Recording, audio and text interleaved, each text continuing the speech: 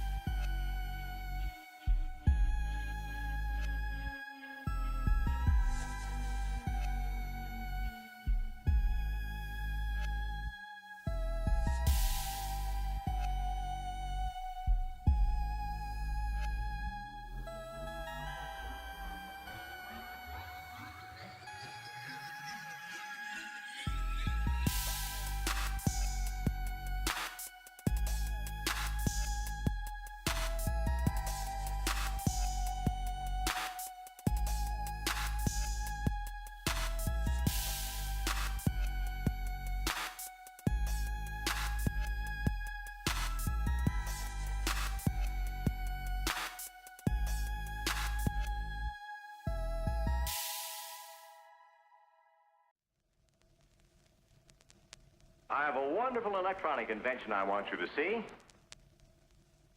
Show you.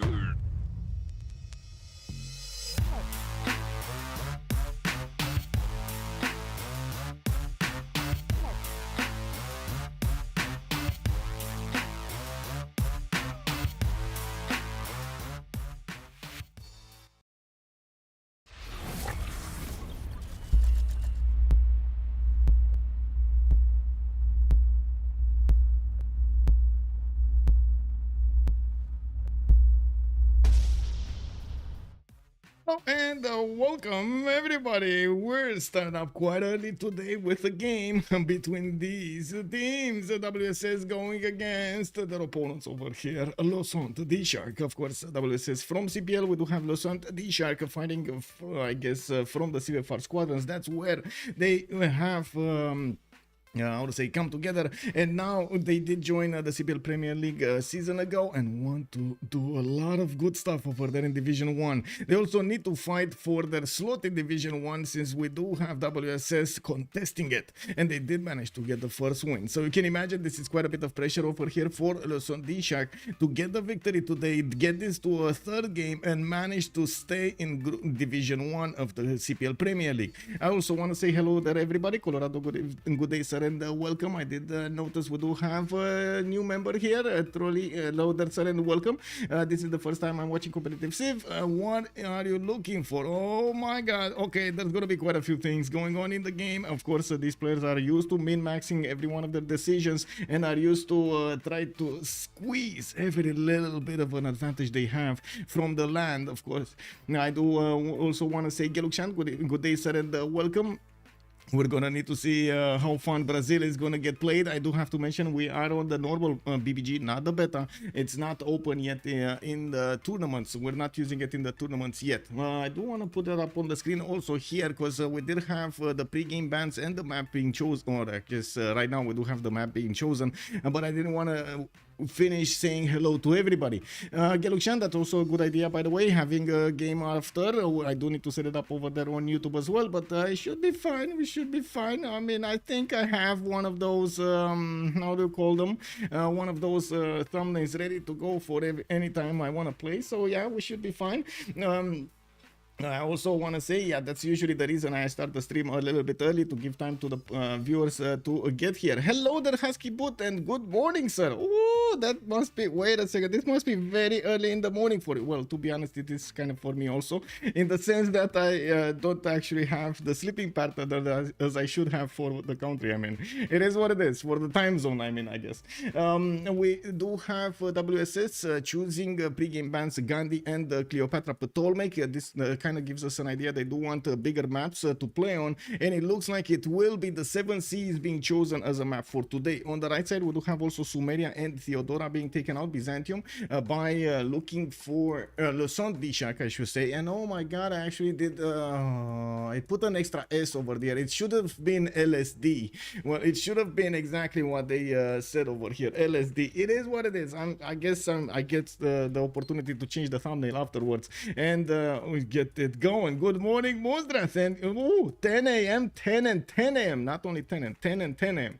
Okay, well, 7 Seas being chosen as a map will give us quite a few opportunities to talk about. We're going to need to see how they can manage to actually storm their opponents if they do have some kind of connection on the water. We've seen multiple times how the seas do matter quite a bit, and of course being able to trade internationally is also a very important factor in the game, giving you so many more goal points for each trade route.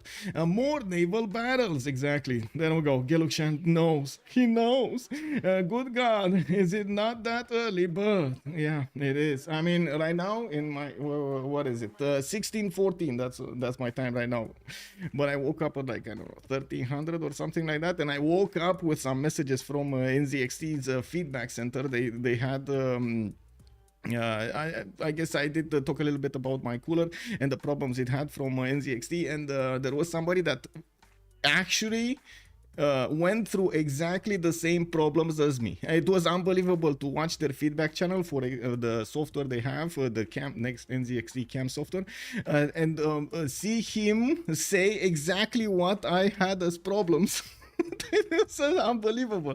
Anyway, this is at least the third DShark team I am seeing. Yes, they actually did have quite a few how to say, change of rosters over here. They're also trying out to play with other members. Saint DShark, if I'm not mistaken, was a combination between two teams, if I'm not mistaken. I'm not sure exactly, but if I remember correctly, because this was like a year and a half ago, if I remember correctly, they did have a certain team in Civ6 squadrons, another team in the other division of the Civ6 squadrons, and when they did make the decision to go for the CPL Premier League, they kind of made a combination between those two teams.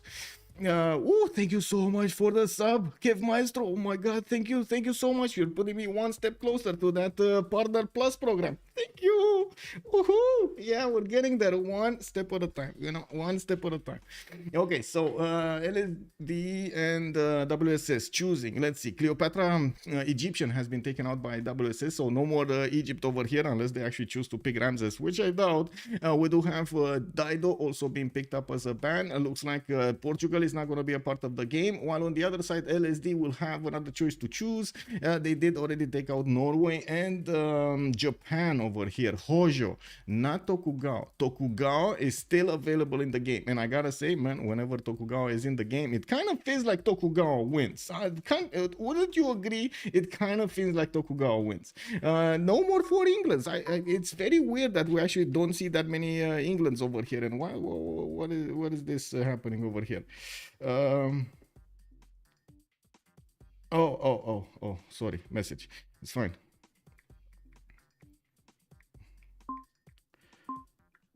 One second. My neighbor, I need to respond to my neighbor. Okay, one last ban over here. Spain is gonna be taken out. We will see WSS giving the tone for the game here, and afterwards LSD is gonna pick another two civilizations. We do need to see what kind of tone they're gonna say on WSS that they're gonna choose. And of course, usually civilizations with naval bonuses do end up here. So like usually you do have something like Age of Empire being picked up on the Seven Seas, but to be honest, I'm not that convinced right now WSS is gonna go for the civilizations here with naval bonuses first. Maybe they will go for a little bit more how do you call it, flexible things, you know, flexible. Yeah, there we go. Yeah, I mean, Age of Empire, it is what it is. First England is chosen. We got another three that they can choose from, and I'm pretty sure LSD might actually choose one. They did go for Age of Empire, which is well known for its early bonuses, especially the free boats that are coming out of his Royal Navy dockyards, not to mention, of course, the Half Coast Harbor. You do get those extra trade routes when you do settle another continent, and you know, another free unit, because you didn't have enough anyway, right? You need more. And at the same time, of course, later on in the game, it will have a lot of production coupling those industrial zones with the extra coal she's getting, and at the same time getting the shipyards in the Royal Navy dockyards.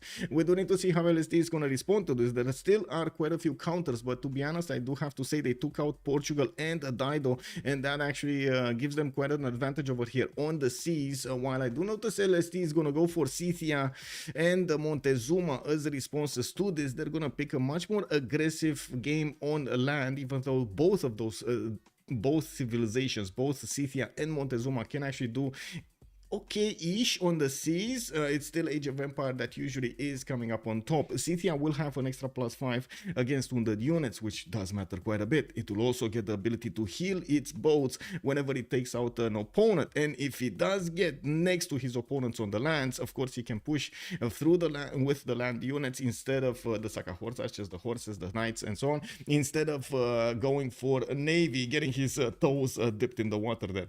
It is what it is. Perhaps they start with all that again. Aztec pick rate must be one of the highest. Yes, I think it is one of the highest, but it's also kind of a high roller. Right? We didn't. It's been some time since we've seen a +12 Aztec over here actually getting to bombers. And the last time he almost died. Oh my god, who was it? Barsake that actually almost died a few days ago because he was getting pushed by Mongolia out of all of the civs, and looks like we might actually see that matchup again. Mongolia Genghis Khan got picked up by WSS in the second second option, while yes, LSD has Montezuma and Cynthia. We might see exactly the same lineup here. Cool Whip, hello there, sir, and welcome. Goober Dragon, good evening, sir, and good day, sir, actually, and welcome. I have a feeling at least one Persia will be picked or banned. I think you're up to something. yeah, you're on to something, I should say, right? You're on to something. Yes. Chandra Gupta has been taken out in the meantime by Saint DShark, and I do see WSS is gonna get to pick Catherine de Medici, the Black Queen.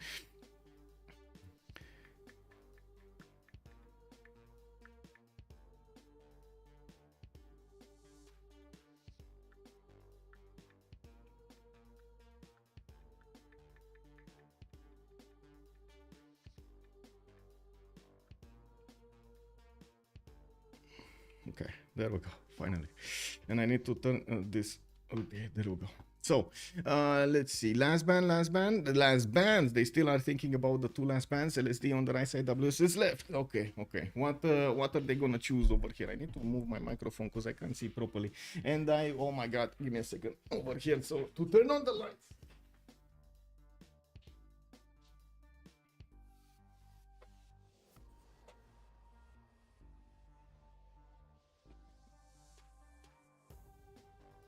Okay.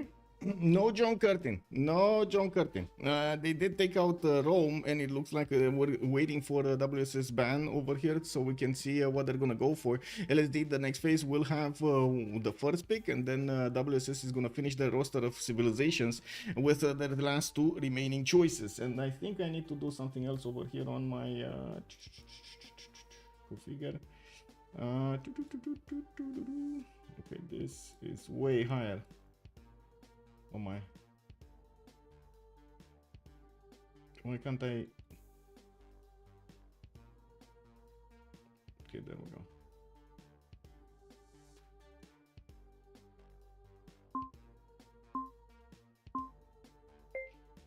Yep, there we go.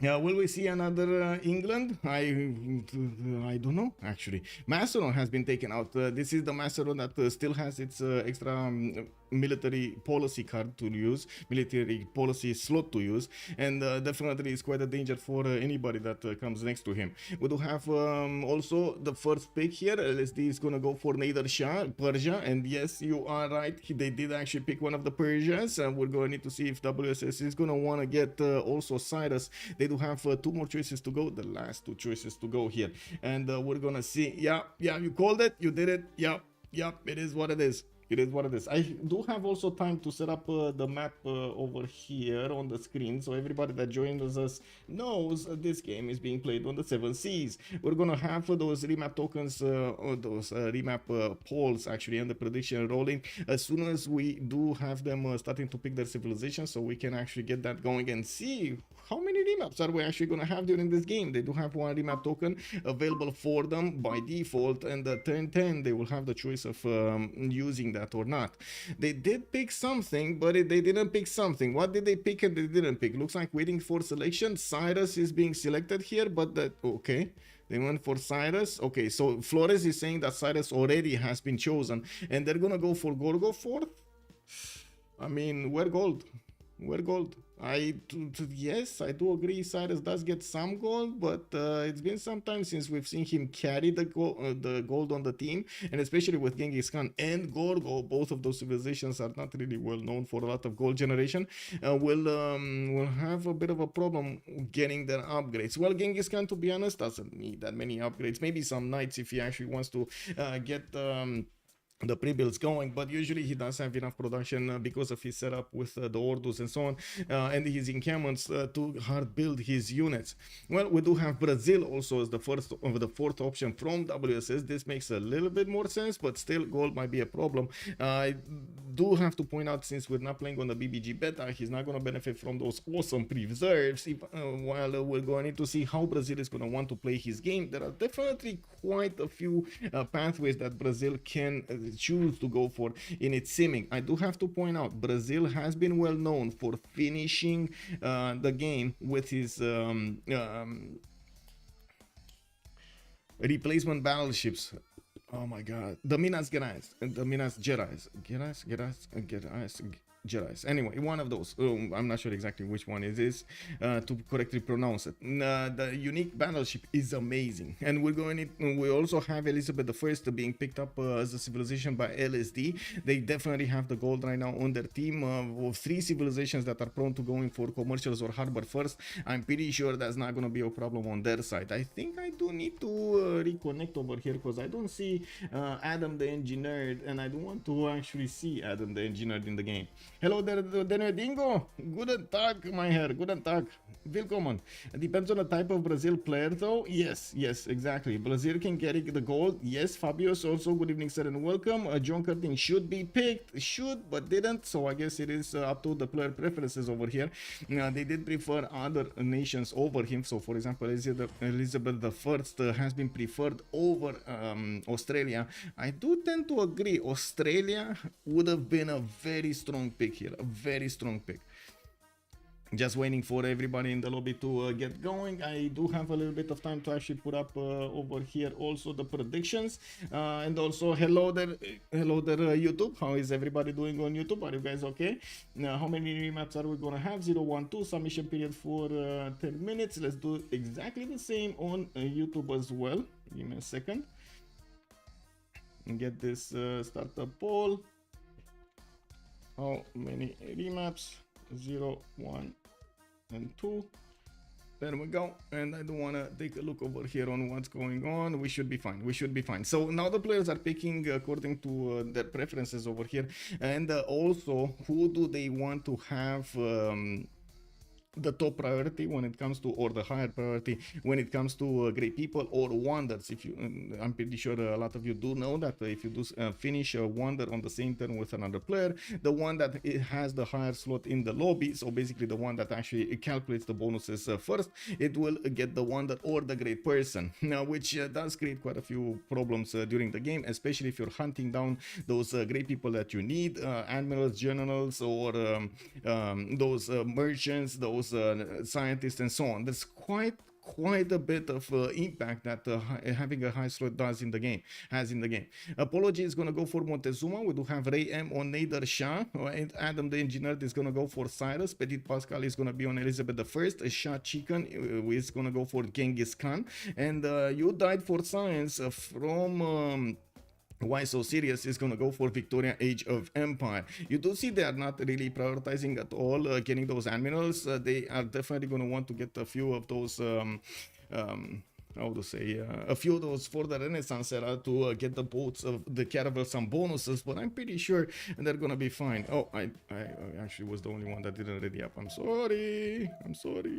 Okay, anyway, 7 seas is gonna be the map. We do have Homefontaine also going for Tomeris. That's the last player from Saint DShark alongside Ray.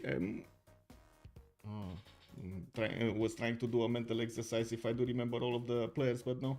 Anyway, let's actually close up the screens over here, and I do think we're good to go with the predictions. We got to see the team soon, as in who's gonna be on the left, who's gonna be on the right. And yeah, it looks like Why So Serious chose to put the exclamation marks there instead of WSS. Okay, we got the first map.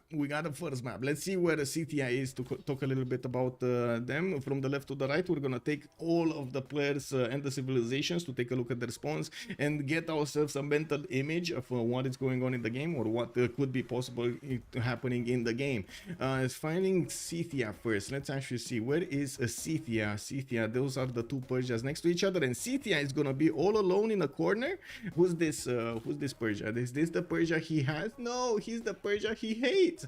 We do have Adam the Engineer over here right next to Scythia, and Homefontaine is gonna have the opportunity to go against him on the land. Doesn't even need to flex his military muscles that much because it's so close. A pretty good second settle here on the river or on the bananas. You can see those 2-3-1 ivory tiles that are gonna give him quite a few bonuses and quite a bit of food from the rice there if he settles in that location. Has Cerut de Potosi to the southwest. Of course, settling oil would also be an option, and getting another city in the north so he can put it on the coast here. I don't really see anybody. Oh, I do see somebody on the coast. Petit Pascal over here is gonna be his opponent. So wait a second, no, they're allies. They can even get, oh my god, this coast is guaranteed. Okay, this is very good for him. I'm pretty sure he's gonna want to get at least 1 or 2 coastal settles here on the east side, so he can trade and give the trades to Elizabeth I, Petit Pascal here right next to him.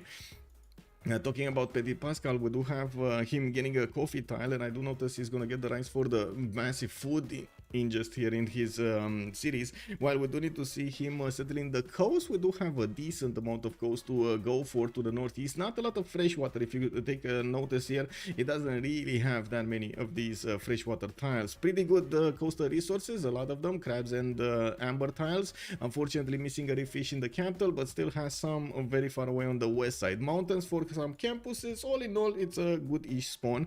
Ooh, definitely. Oh, look at this +4 campus over here. Beautiful with the reef tiles, and of course access to dice tiles to give him some free faith. Well, we do need to take a look at Nader-Shah, which is to the west of the other Persia of Cyrus, and you can see that Nader-Shah Ray-M is gonna get a hut soon, while he is gonna get quite a few cities to settle to the southeast. He can or settle his opponent here on the stone tile, and not only pop that tiki hut, but also get very close up and personal with Adam the Engineer. I wouldn't be surprised if this map is going to be kept, that they will actually fight each other with some immortals and horses going against each other from a relative early stage in the game. I mean, you know, starting off with encampments, going against your opponents, smashing down cities, and we're going to see some sneaky scout action. Thunderius, hello there, sir, and welcome. I assume it's Adam Flores. Wait. Depends on the type of Brazil player. Yes, that is true. Also, Cyrus next to his killer. How nice. History repeating itself, for Cyrus getting a chance to avenge himself. That is, yeah, he gets it. I would say he gets a chance to avoid himself. So, to avenge himself. Oh, moving off the coast here. Pasagarde Adam the Engineer has chosen his location. To be honest, it doesn't really make that big of an impact if he moved off, but it's fine. We're going to see him also benefit from some tobacco tiles there later on. And looking at Aztec, this is also important. Looking at Aztec, we do need to see his continent split. He does have one big continent, the red one, with access to the green one very far in the north. Doesn't seem like he's actually gonna get there to benefit from that many amenities. Maybe one marble tile can be improved and acquired here. Okay-ish, like easy-ish. We do have him also with a possibility to go to the east, but again, might not be that comfortable for him to actually settle the eastern land mass. As you can see, it is going to be quite contested between the two Persias. We're going to need to wait and see. He does have least access to an amber tile and a tobacco, not to mention one of these ivory tiles if he settles in on Yuling Yuan. So he just needs to get the banana settled, and then he's going to get to buy all of those tiles. Probably a good enough defense also from Wuling Yuan. Now we do have You Died for Science with England. He's going to be here with the city of Plymouth, and he does have a continent split. That second settle he's going to put on the east side is going to give him access to another trade route capacity. So yeah, definitely having true trade routes from the beginning will help him grow his series and get that goal for his teammates if he's gonna go for externals, but usually you do see internals here on England. Now he's also gonna have a decent but not that many good resources on the seas. I do see some amber tiles, a lot of fish, no reef fish, and no turtles or whales for the extra production points. We're going to need to see what kind of pantheon is going to choose. Not unheard of to actually have something like God of the Sea in this position. We do have also him to the northwest of Montezuma, quite far away, and there will be a one-tile choke, while he does have an ally here, Karakorum, to the west side. It does seem like he's going to be free simming for some time. We do have also Rio de Janeiro in the south, so yeah, it looks like he's going to be free simming for some time here, and we're going to need to see if he's going to have the opportunity to actually fight somebody on the coast. Like, it doesn't look like it. It doesn't look like it. Maybe he can get a canal city, another canal city to do something, and yes, maybe later on Aztec is going to oblige and get some cities on the west, so he has somebody to fight. Unless that happens, Apology here is just going to be happy to stay off the western coast and benefit from the fresh water he has from the rivers instead of going to fight the Bristol Channel.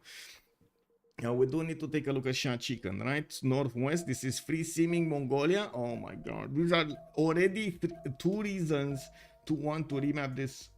There are already two reasons. Having Mongolia free sim position Or is it free sim position? It is kind of free sim position. Can he actually get to England Petit Pascal? I guess he can later on in the game, but oh my god, it's gonna be quite a bit of territory to go for. Well, we do have him at least with a possibility to go against his opponent. Maybe it's not the free sim I was thinking about. I was thinking he's just gonna be alone, you know, but it's fine. He has somebody to go against. We do have Shah Chicken with a pretty poke settle here to the south. Kurakurum is gonna get that lake settle and gonna benefit from sheep tiles and spice tiles. While I do notice if he goes to the north, he can get the fresh water from a river, the dye style for an extra pantheon, and 2 turtles to improve with a very good campus. Actually, oh my god, please get your guy from Plaza here. Here.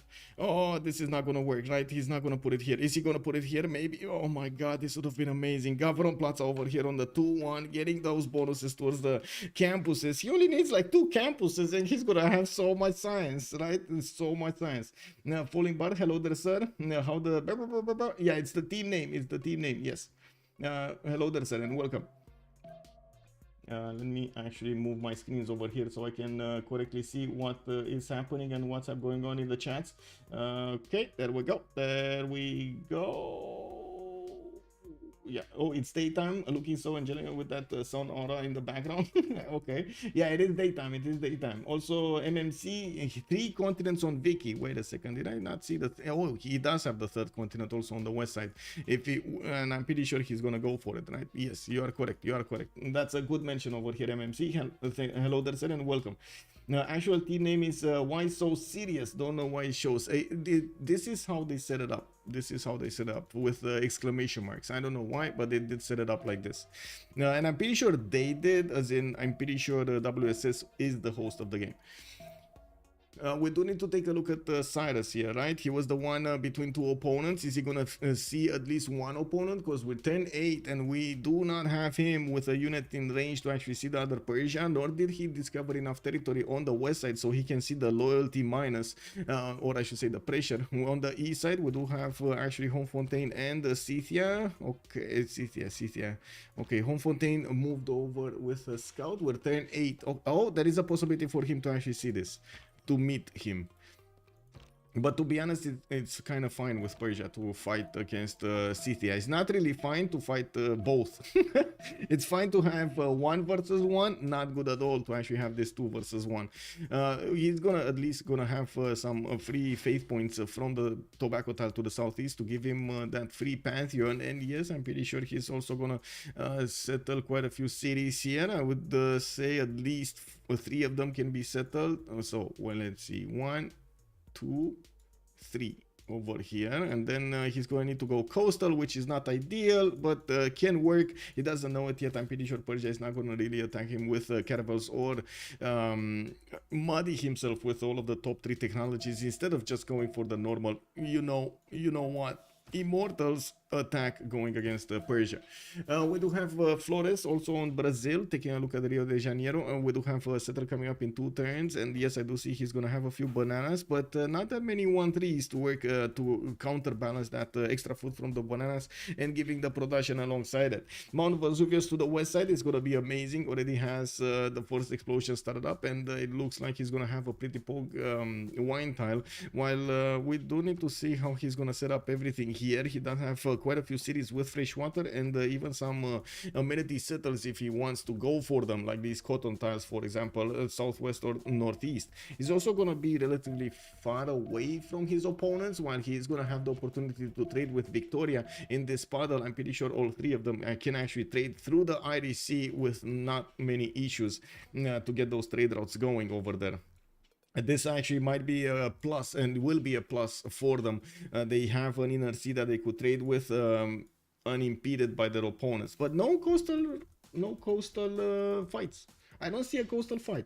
I wish we had a coastal fight, but no coastal fight. We got Scythia here that's definitely going to want to push on the land Cyrus. There's no other way. I'm pretty sure Rayam is going to follow up with Immortals. I mean, you know, one goes iron, the other one goes for horses. So they have units for both, strategic resources for both. Not to mention drums of war will help out a lot in this situation. Very hard for me to predict.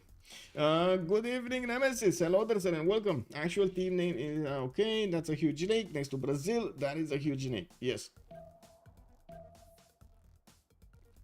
Oh,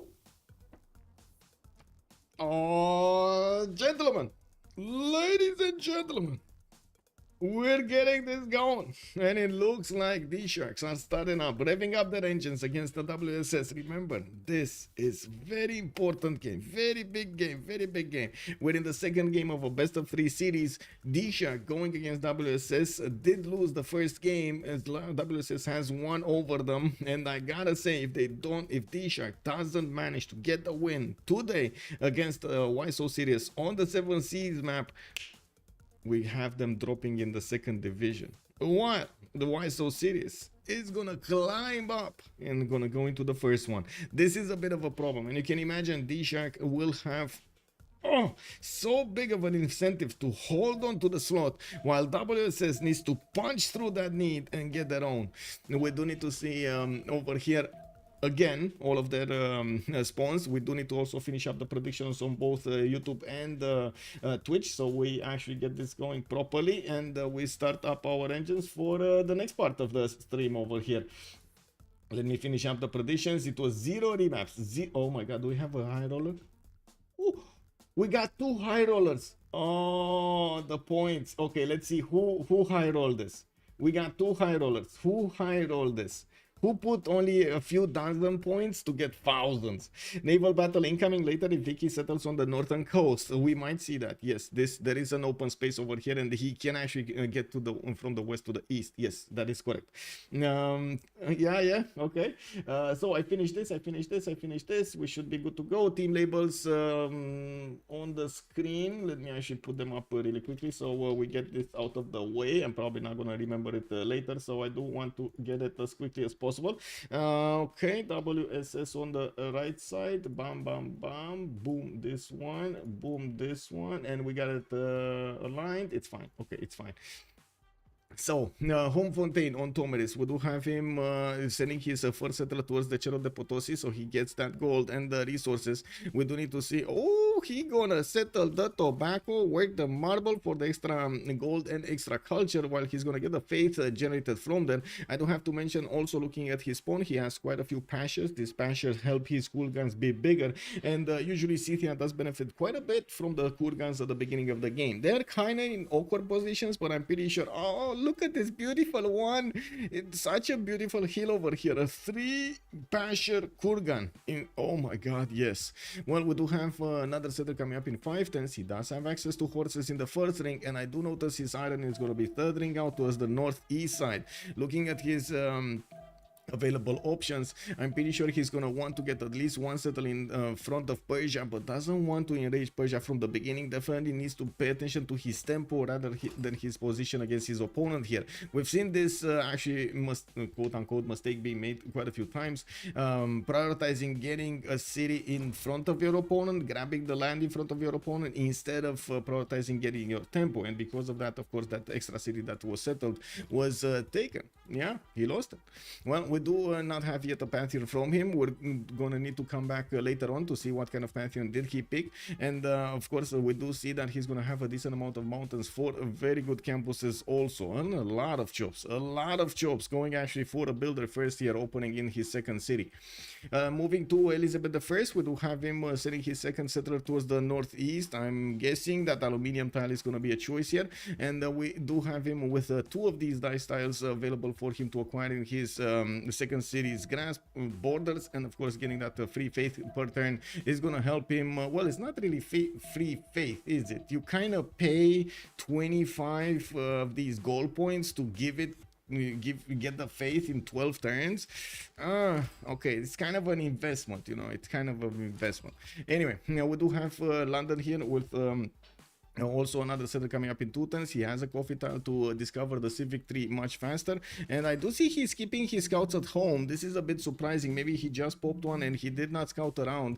I was expecting him, definitely expecting him to keep on discovering the territory to the southeast and the southwest, while he just keeps them. I mean, don't get me wrong, I like the fact that he's actually escorting settlers with 1 scout. I'm not sure exactly why he has 2 scouts here. Maybe again, maybe he popped one and we didn't see it. So yeah, that's his advantage here. We do have also to take a look at his strategics. Iron in the third ring from both cities. This is going to be very expensive.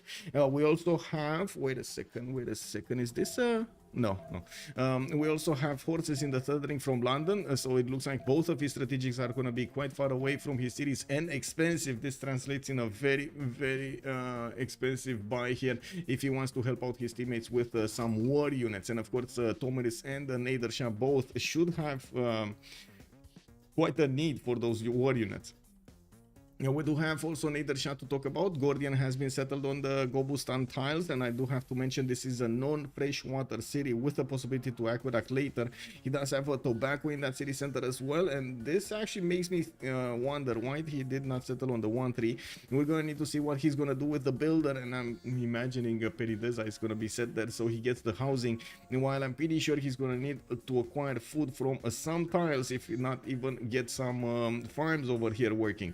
Well, we do have a third city moving towards the west side, and I am very confused about his choice here. I am very confused. This city doesn't have production. This city is probably the worst choice that he can make here, because he doesn't have production on the oil tile and the tiles around it. He's going to need to probably switch the stone tile from his capital, slowing down his capital's growth, because yeah, he's already working 3 tiles. He's not going to have a third 2-2. You can see he doesn't have a third 2-2 here. And well, it's gonna take some time to actually grow and buy more tiles from the other cities. In this city center, again, more gold needs to be spent to actually get better tiles to work. It's very, very expensive. Comparatively, if he would have gone for the stone tile, he would have had, yes, a city towards his opponent, but he would have also had quite a few 2-2s without that much gold to spend, and be able to spend the gold on something else. Maybe that's my option. Of course, he is probably taking into account the fact that he is gonna need to fight Persia over here, and doesn't really want to give him cities from an early stage. We do need to see them both probably go for, oh no, Saint DShark opening celestial navigation in the face of Adam the engineer. I don't know about this. Adam is getting his bronze working in 7. He already has God of Craftsman, getting those extra production points on the horses and on the iron tiles. We do have him getting a few of these slingers to get into archers, and it looks like he's preparing for a fast attack here. This might be actually why Ram is moving to the west side. They do.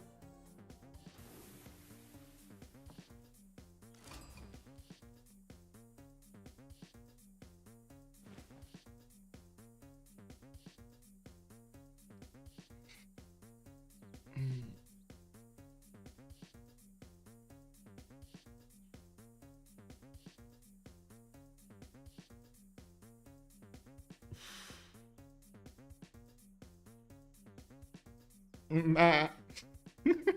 Bah. There we go, Magtador. I did it 2 times, yes, I did it 2 times, yes.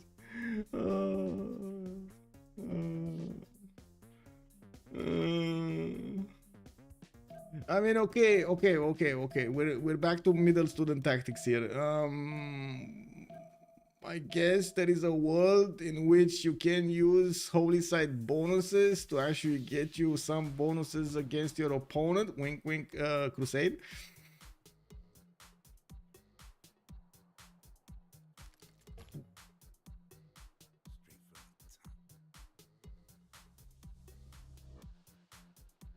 No, I don't want to talk about this. I want to move forward. I want to see what's going on. I don't want to be disrespectful to this, but I want to see what's going on. Let's see what's going on.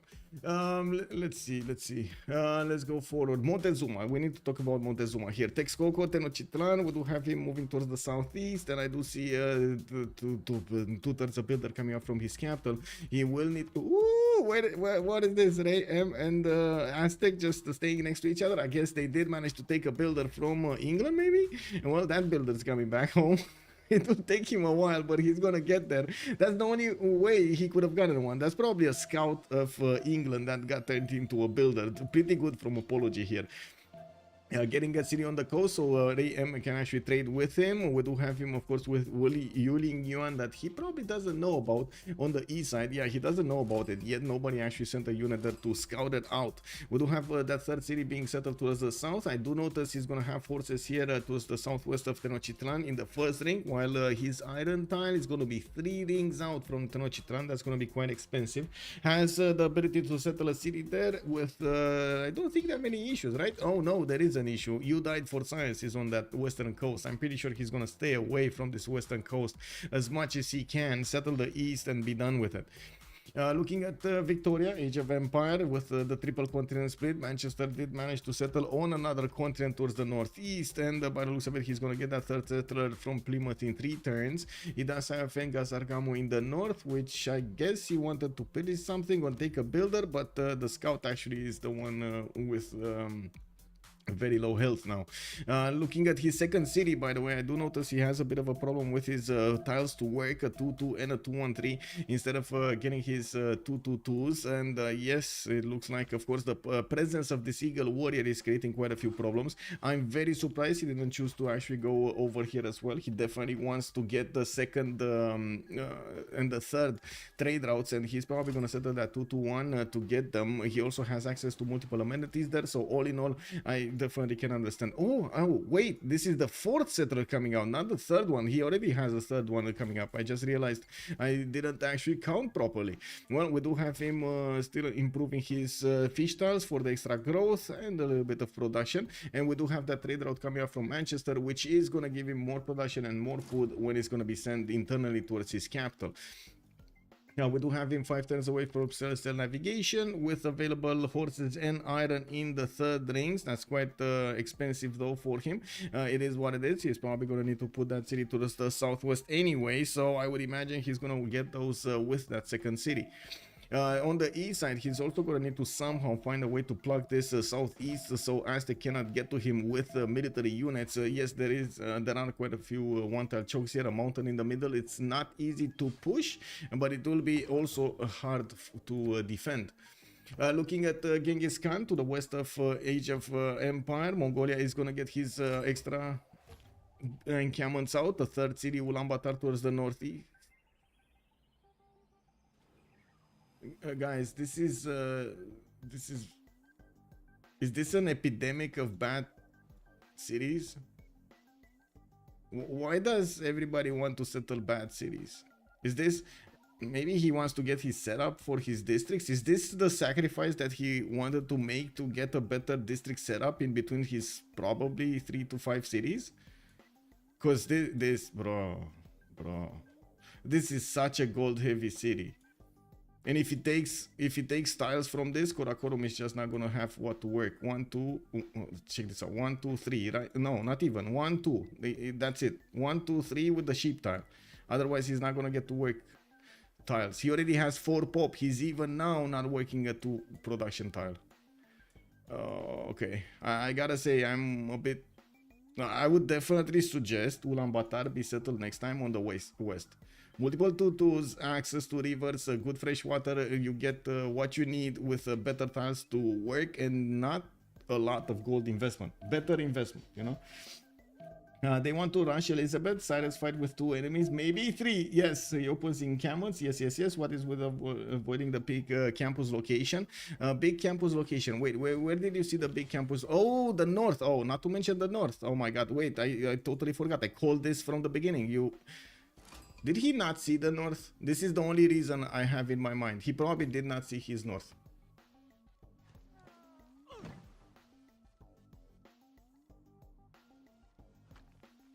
Yeah.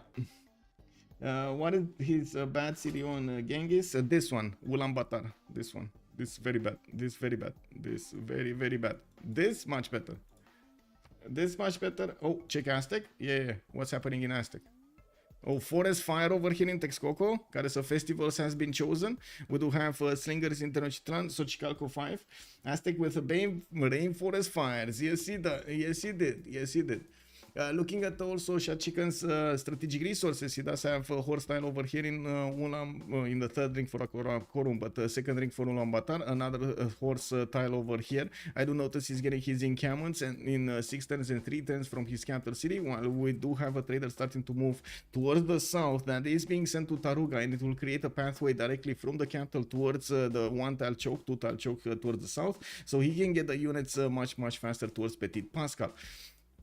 Now we do have to take a look also next on Adam the Engineer. He's already having a few problems with his opponents starting to get units in front of him. While he did choose to go for God of Craftsman, we do have him already with extra production points on these horse tiles. You see them 3-3-1s or 2-4-1s. So I do see an encampment training project, an encampment coming up from Passagarde in 4 turns, and the Magnus in 3. He did start to improve his strategic, his amenities also. The Amber tiles giving him an extra happiness point over here in the series of Passagarde. Well, right now he's on 0, at least he's not content, and I'm pretty sure he's gonna need to get irrigation so he can improve the tobacco tiles for the extra amenity. Another ivory is there to the north. 4th city coming up from Tarsus in 2 turns, which he can definitely get to the southwest if he wants to, and there is a forest fire. Oh my god, this city just gets better, man. This city is just getting better. Imagine if this city is gonna be settled by Persia in front of a Persia that went to holy sites.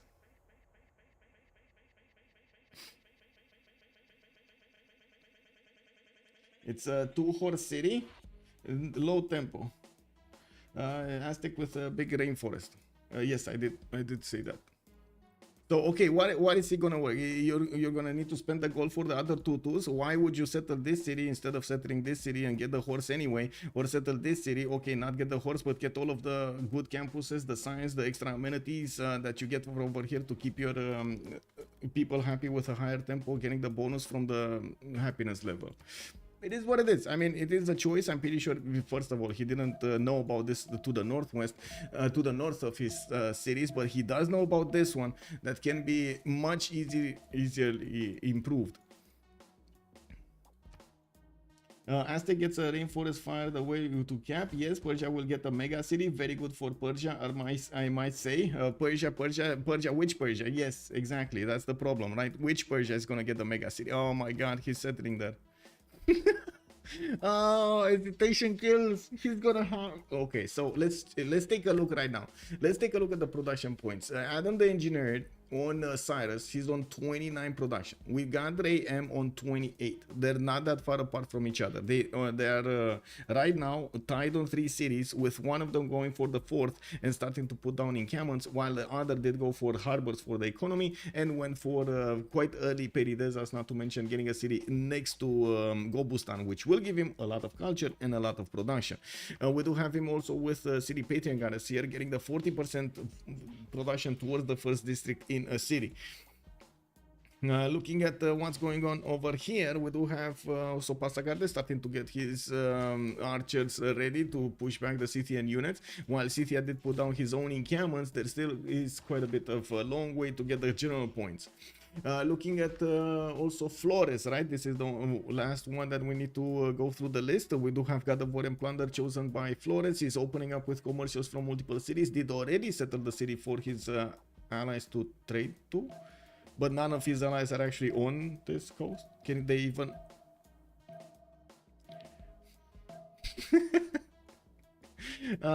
He's gonna be sad, man.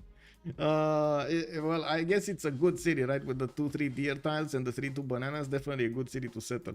I don't know if it's good at this point in time. Anyway, we do have him pushing back one of the Aztec scouts, which does have already, wait, +0 luxury attack bonus. We do have him going for the commercial hub setup because the first great merchant is Zankian, increasing the trader capacity by 1 point. Magnus establishing the capital. He has access to an iron tile towards the southwest, and then no horse tile. Wait, did he settle on horse? No, the horse tile is 4 tiles out to the southeast. It's over here. It's very far away. He's probably not gonna have horses at all for his teammates, unless he settled on them, but I'm not sure if he settled on them. I can't see actually if he settled on them. It is what it is. Maybe he didn't discover. Oh well, no, it would have been a 1-1 tile. Interesting. Anyway, we'll see. We'll see how this develops. He definitely needs to start to ramp up his trade routes, and I'm pretty sure he's going to need to get more cities here. We do need to come back later and see what is he going to get. With God of War and Plunder, he's going to get extra merchant points first of all on his commercials. Each of these is going to give him a 1 extra merchant point. Well, England, Age of Empire did go for Goddess of Tides. He's going to get his extra culture on the tiles that he has improved, on the resources that he has improved on the seas. Royal Navy dockyard in Plymouth here. Horse under scout, horse under scout, horse under scout. So horse under scout. Okay, thank you. So he has a horse in the third ring. Okay, horse in the third ring. That's still expensive, but good. At least he has one. Interesting settle on Sao Paulo though.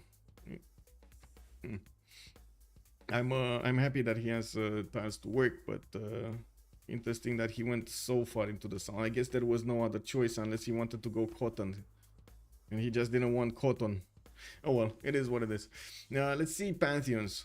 God of the Forge here for Mongolia. We do have him setting up his cities. Okay, I do see encampment coming up from Pukorabalga soon, and he's starting to get his encampment training projects, while Scythia is also starting to make some points. We do need to see when he's going to start the projects, because right now he's not doing it. He's going to get another 2 encampments, and I do notice he's getting initiation rights as a Pantheon. This is quite strong on Scythia, because not only he gets to build units, he also gets to buy more with faith that he got from building units. It's a circle. Now we do need to take a look also on Elizabeth I. On his Pantheon, God of the Sea has been chosen. He's getting the extra production on these coastal resources. Definitely an advantage here. Also getting Royal Navy dockyards. He needs to be careful about Mongolia towards the northeast, and I'm pretty sure he's going to need to get to a technology to try to defend against Mongolia. Right now discovering animal husbandry, while he already got celestial navigation for his dockyards. We do have Moksha and Magnus chosen as governors here.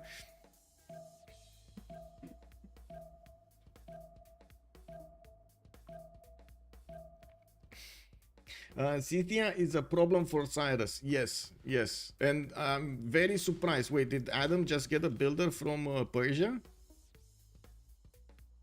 I'm very surprised about Persia's choice to not interact with the other Persia. Like I'm pretty sure they could have pushed from both sides and made Adam the engineer, like take him much earlier on. And all that this does is give them how to say, slow down the demise of Persia and slow down the entire game afterwards. The faster they take out Persia, the easier it will be for them to catch up. The longer it does, the harder it is. So they chose the harder part, with which I'm not that sure it will be the correct one. Anyway, we do have Ram here with 9 science with 13 culture, and I do see he's gonna start improving some more of his amenities. Of course, 3 pop here in Gordian, slowly getting more population. He's gonna need to start improving his strategic resources, because I only see he has iron in the capital towards the north. And where is his horse? And again, did he settle on it? This is a cattle tile, not a... Oh, he put his government plaza on a horse. Okay, never mind, that's good. At least when he's getting his animal husbandry, he's gonna start rolling those quite early. We do have Nader on archery in 2 turns. It's gonna take some time until he actually gets to a working unit, while Adam the engineer is only 2 turns away from iron working. Wait, are we gonna see the famous one immortal takes down empires here? Because Persia is so far away from his horseback riding. If Adam the engineer would actually get the gold and the iron, or even hard build some of those immortals here, he should have enough time to do so much damage to Persia. Oh my god, beautiful. 2-4 tiles here. A city that could have been Ray M's, but it's not anymore. Well, it is what it is. Tushpa being put over here towards the west side kind of denied him the opportunity to get this city. We do have encampment training projects being chopped in his city center, and I do notice Brazil did manage to get Zankian, while Mongolia did recruit the first general for Sun Tzu for the art of war. While in the Great People screen, we do have Scythia making 1 point with 4 right now acquired. We do have Persia with 2, and that's about it. Mongolia with 16. Well, he already got his. So definitely Scythia will need to roll a few projects here, or at least one project if he wants to get there. And we do need to see how Persia will secure it with already 4 cities, with more production from his encampments towards units, and also a different tech tree. We might actually see Adam the Engineer managing to do quite amazing here, even if he is 1 versus 2.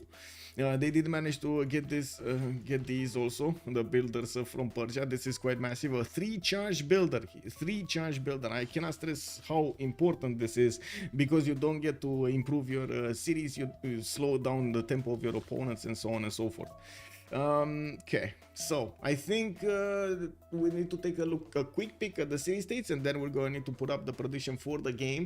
Looks like Hansa with Zanzibar and Mogadishu are gonna appear in the game for the trade bonuses. We do have Armak with Jerusalem and Kandy for the religious bonuses, Cardiff with industrial bonuses, Kumasi is gonna give the culture as well, while we do have Fez and Taruga for the science. We did see Taruga, we now see Fez, it's to the southeast of Scythia. And we do see that Taruga is over here towards the south of Mongolia. Well, it looks like both of those could actually be taken by their opponents and by the respective opponents. We're going to need to see if they do choose to do that before they actually get too heavy, too hard to take care of. We also have, I think we missed one type, right? One type? Yeah, the military city states. CAD and Gazargamo are coming up for the military city states. We definitely need to see if they're going to get used over here on Scythia. If Ngazargamo is going to get used on Scythia. Remember this. Remember this. Land combat or support units are 10% cheaper to purchase with gold or faith for each encampment district building in that city. Scythia needs this. It should work, right? It works on his calves, on buying calves. Why did Ribi open encampment? Ribi? Who's Ribi? Wait, am I not seeing the same game? The second row goes to Brazil from the Blue CS. He kills and gets onto Brazil road network. Yeah. This is well, they are allied. It's fine. Yeah. Oh, Shot Chicken is Ribi. I see. Shot Chicken is Ribi, I guess. Okay. Yeah, he's making the road so he can get a faster pathway to England. I get it. I don't think that he's actually gonna kill Taruga. He could. I don't think he will. It's just a matter of getting those units through the hills over here between his cities and allowing them to get much faster on Petit Pascal. If he can actually save like 3 turns, 4 turns, that's amazing. Even 1 turn, it would be amazing. We do need to see if Adam the Engineer is actually going to start up his attack. He does have first archer in Hamatana, another one coming, another wave on the way. And looking at his tech side, or all of the tech sides, we do have Nader 3 turns out from horseback riding. While I do see he's still pumping out that settler in 4 turns, he could easily put it on the cattle tile and get another city there. While we do have also on the other side, Cyrus getting his horseback riding in 2 turns. We don't actually see him upgrading his warriors yet. He does have the immortal upgrade, but looking at his army tab here, they don't have that much iron. They have iron actually. Wait a second. Shot Chicken is on 6 and we got Adam on 8.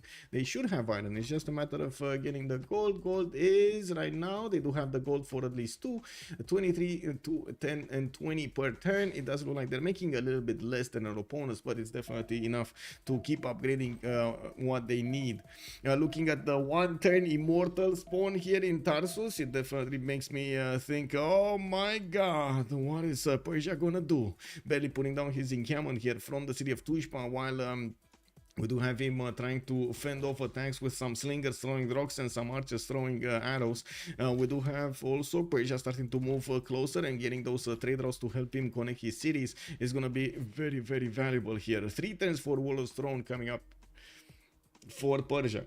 For Cyrus, I mean. The critical part is they need to see where Genghis Road is going. Yes, but do they see this? They don't see. Oh my god, man. What are the chances, Elephant Guy? What are the chances of this happening? He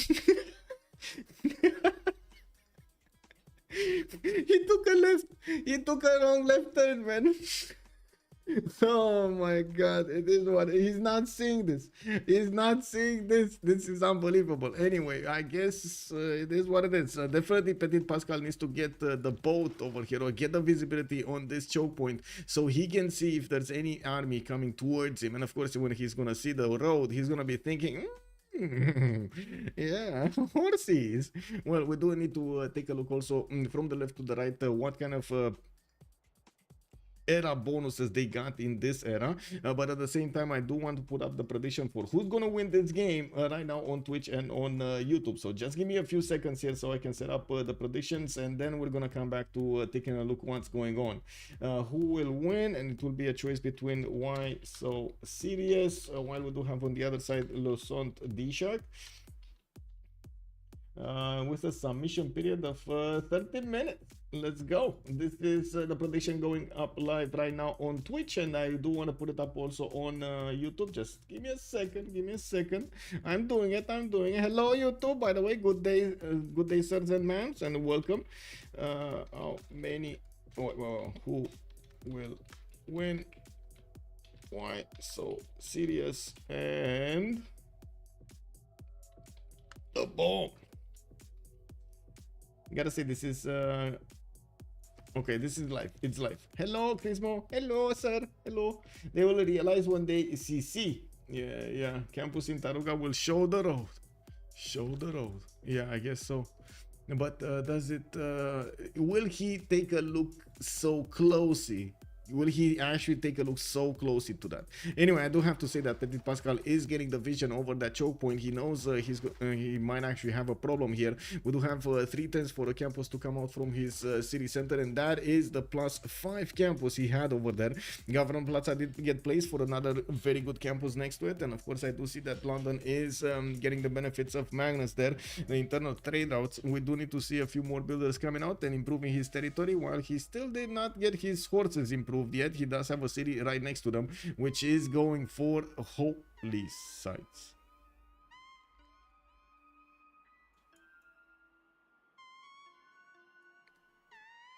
Okay. Yeah. Give the enemy no vision on your city, so no spy, more combat damage. Yeah, okay, so let's see. We got first horses and Saka horse archers coming out from Scythia here from the southeast. We do have the first movements against Persia from the other Persia. Adam the engineer is getting his immortals out, 2 turning, 3 turning them from some of his cities, even in some cases 1 turning them. And you can see the road is being created here towards the northwest.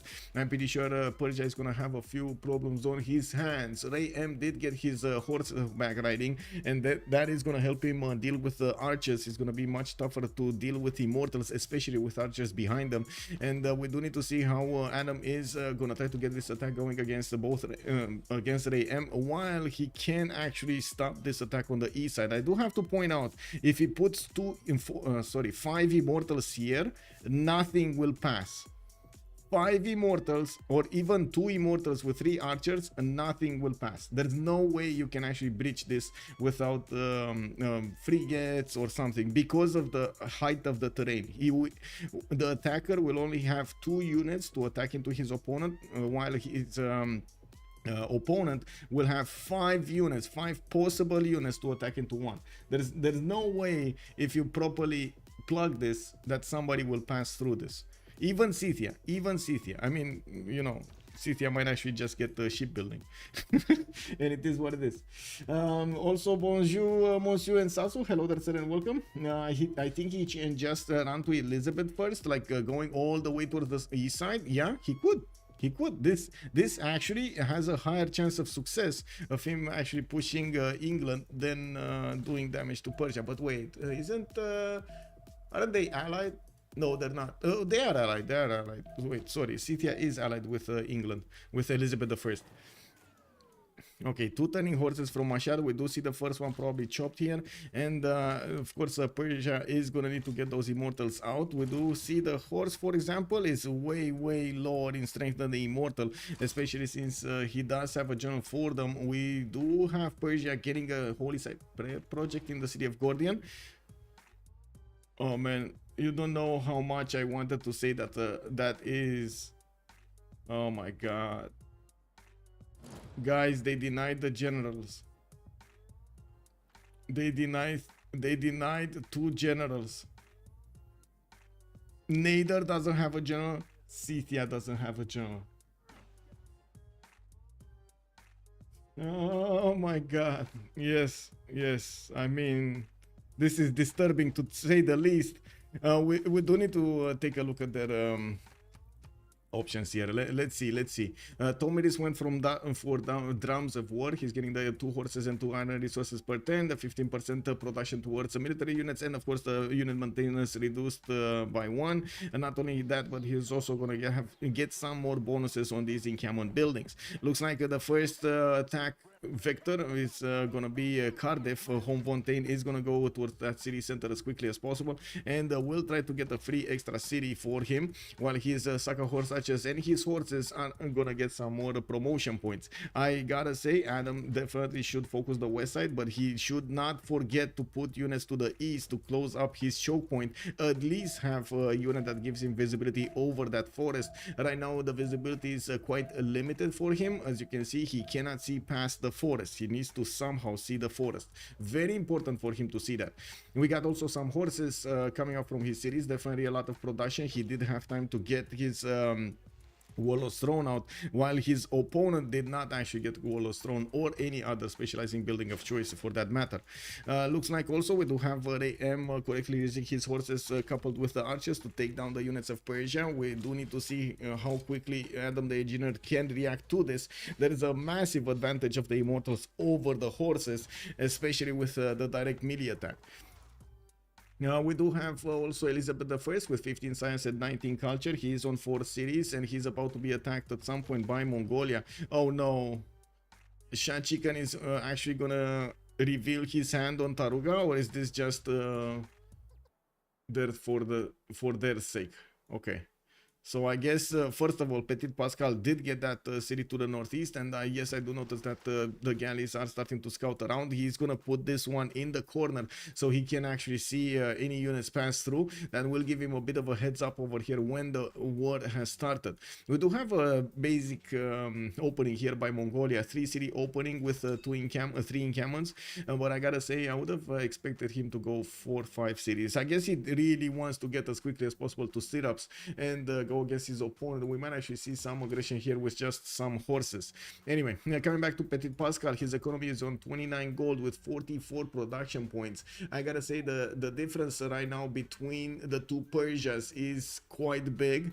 By the way, remember when I was telling you about the tempo, or I should say the loss of tempo? Ray M 54 production, 29 faith per turn. Yes, true. He turned production into faith per turn. While he is in drums of war, and he doesn't have the ability to get monumentality. On the other side, Adam the Engineer, 74 production points with 15 science and 25 culture, so better on all 3 aspects instead of the faith per turn. Well, did that faith per turn disappear? Did he? Oh, he rolled the project and he's only on 8 faith a turn. He gave up on like 20 plus production for 8 faith per turn. Wait, what's his religion? That only works in Gordian for the moment. What's his religion? Is this Defender? Defender of the Faith with Feed the World. Okay, Feed the World, I guess, makes sense with Gobustan. Defender of the Faith, I guess, makes sense, but it's not gonna be enough to help him. It's sheer amount of units that will help him here. Anyway, it is what it is. It is still better to have a +3 than not have a +3. It must be bright outside. Yes, it's full sun, which I'm very happy because, you know, I actually have solar panels. Yay! That's the reason I put my tag over the solar powered. Yes, by the power of the sun, bring the energy to the ground. Defender is really good. It's a general substitute. Not really, no. It's only +3 instead of the +5, and you don't really get the movement and also the flexibility of a general to move it towards your opponent and not stay in your lands. Now, also, you can just give 10 points if you can just give wait. You can win 100,000 points with 10 points in DShark. Yes, DSharks no votes yet. Wait, you're not voting them? Way easier to hold a -2 CS difference than a -5 combat strength difference. I do have to agree on that. It's gonna make the difference here, though. Looks like at the moment that city still needs to be converted by the missionary coming up from Tushpa, and we do have quite a line of units here from Adam the engineer getting towards Ray M. He's gonna slowly chew through the archer line. I'm pretty sure the immortals are more than capable of doing the damage of these archers. They're kind of made out of paper compared to them.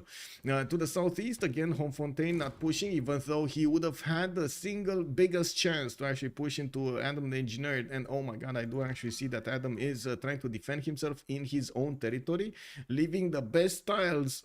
And yes, I know I'm saying it, but these march tiles are better with his units than not with his units. Anyway, it is what it is. We do need to see when Adam is going to get that vision. Looking at also Nader, the terms of war, we did see that. Montezuma, Penbrush and Voice Golden Age on 3 cities, getting his 4th and 5th out soon. He did also spend the time to get Hanging Gardens here in South Chicago. While I do see commercial hub investments coming up from his cities, we might have the Marco Polo. Oh, I see, another trader of capacity. Did he manage to get, so Zankian was the first one, right, by Brazil. Did we have Ifadlan also? No, Ifadlan has not been taken. Neither was the one that gives, oh no, there was one. Coleus, I see Brazil did manage to deny an extra point of damage from Aztec, not allowing him to get the merchant. Okay, it is what it is. Well, he does have 14 science, 26 culture, and I do see him with 57 production. Okay-ish at this point in the game. You died for science on Penbrush and Voice Golden Age, 17 science with 25 culture on Age of Empire. Already 5 cities with 3 trade routes, and of course getting more with the lighthouses.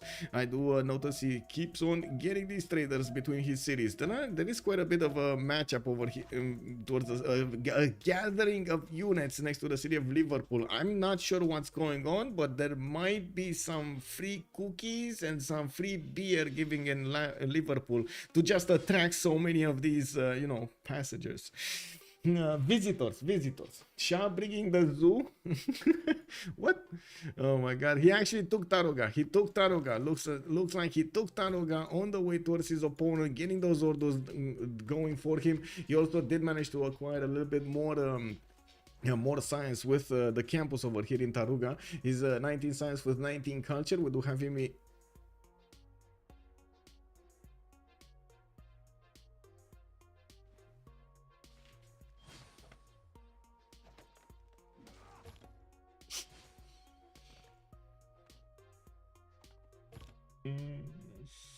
guys, he's normal age. I don't know how he did it, but he did it. I have no idea how you can. I mean, it's been so long since we've seen somebody miss a golden age in the first era in a 4 versus 4 setup. In FFA, I can totally agree with you. You might not get the golden age. How did he miss it in a... Anyway, it is. I guess we're gonna need to ask him after the game to see what happened over there. What did he do? Anyway, we do have Adam, also drums of war and drums of war. We do have Cyrus here, still pushing his opponent. Looks like he forced Persia to get the walls up, and Adam is gonna try to push into the city of Ray. He needs to keep up the effort and keep those units going against his opponent, but by the looks of it, definitely Persia is Ray M is starting to run out of these units. Oh yeah, oh yeah. Well, let's see. That's also with Defender of the Faith, by the way. It doesn't really make that much of a difference. It's much easier, I do have to agree, much harder for him to push, but all in all, because he just doesn't have the number of units, he's losing to Shiram number of units. Oh well, it looks like Mashad is gonna try to get another immortal next time. There is another one on the way. He doesn't have the extra movement, so it takes some time for them to actually get to Mashad. While that city center is already starting to take hits, even if he does have the extra strength of a horse inside. These immortals slowly chew through the defenses of the fortifications, and then they're just gonna slam.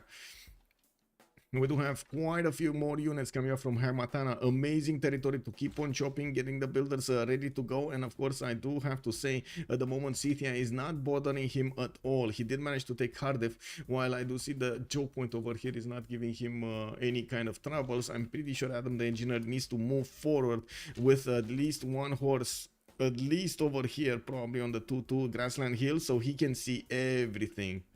He needs to move that there. That is like, I guess it's gonna, my OCD is gonna go crazy during the game, but it is what it is. I'm gonna need to cool down, chill out. Flores, what do we have here? 13 science and 26 culture with still on 3 cities, getting his audience chamber. I would have expected him to actually go Ancestral Hall if he actually stayed so long to get his 4th and the 5th settlers. Usually the players, yes, they do take the time to keep those 3 cities, but at the same time, they do want to have the ability to come back with a faster production towards settlers, and usually the choice is to go for Ancestral Hall because it just makes more sense. Of course, he does want high pop cities, and I'm pretty sure Audience Chamber is going to give him that extra amenity there, which is pretty pog. If he does have one of the governors inside of those cities, we're going to need to see him expand here as quickly as possible. And yes, we definitely see a lot of settlers. This would have been, I don't know, this would have been like an amazing, I mean, I'm pretty sure I do know, an amazing Ancestral Hall. Okay, first attack going against Petit Pascal. His warrior, the one warrior that he was keeping to defend the city of Newcastle, is gonna get slammed over here by the horses of Shot Chicken. We do have multiple horses also getting across the river and in next to the borders of Petit Pascal, while we do have more horses in the production queues to get there. We do still have Petit Pascal trying to get his religion in Sunderland with a +3 holy site here. Now, while I do notice he's putting another city towards the west side, that's going to be closer to Scythia, so they can trade. I do have to say, Scythia is actually scaling up. Wait, how did this turn into a scaling up? So, oh my god, okay. I mean, at the beginning, it definitely changes the impression we made at the beginning of the game. We thought, or I thought, Persia is going to attack into, is going to need to defend actually against Scythia. Right, and we thought Adam the Engineer might need to defend against also Ray M from the west side. Neither of his opponents are going against him. Like Scythia is not coming against Persia, against Adam. Adam is actually the one pushing into Ray M and winning. Not only pushing, but winning. Wow. This is quite a change over here in our perspective. We do need to see how quickly these Adam units are going to manage to clear out the Persian horses, and you can see that immediately when they do get out of the borders of the city of Mashhad, which they kind of need to do anyway because, well, yeah, they can't efficiently push into the Persian units or get around them. We do see that Ray M is going to lose quite a few of them to Adam just because of their positioning and lack of that general. Okay, got another point back. That's good. Let's see. Let's go Adam. Still pushing Mashhad there. Is it Ray M? Let's go Ray M also. What's going on? Okay, more of these coming in. Another horse is going to be taken down. Yeah.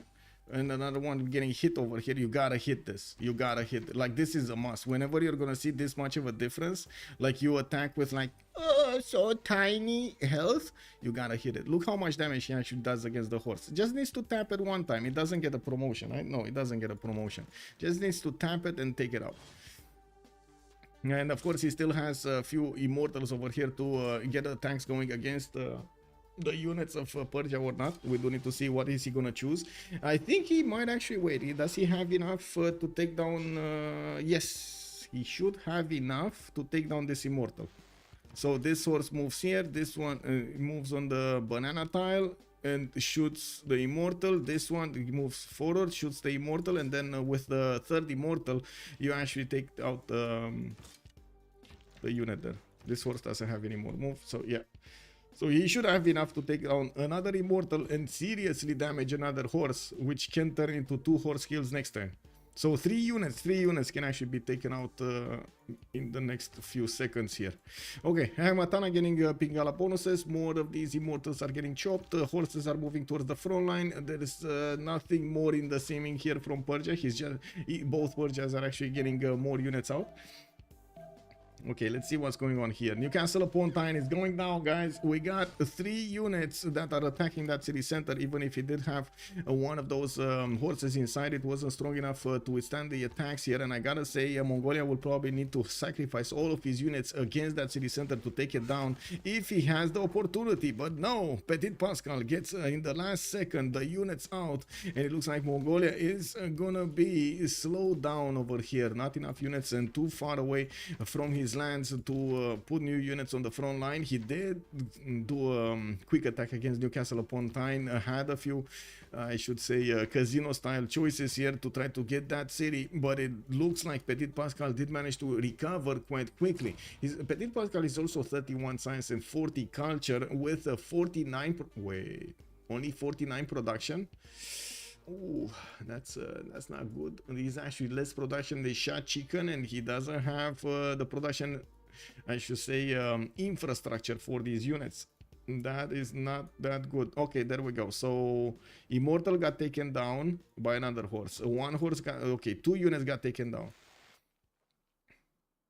Did he lose any? No. Okay, this horse was here. Okay, yeah, I see how. Oh, he did it a little bit differently actually than I was thinking. He moved the Immortal that was sitting here into the banana and switched it with the horse, attack with all 3 of them, and then okay, I see. A little bit differently, but same result. It's fine.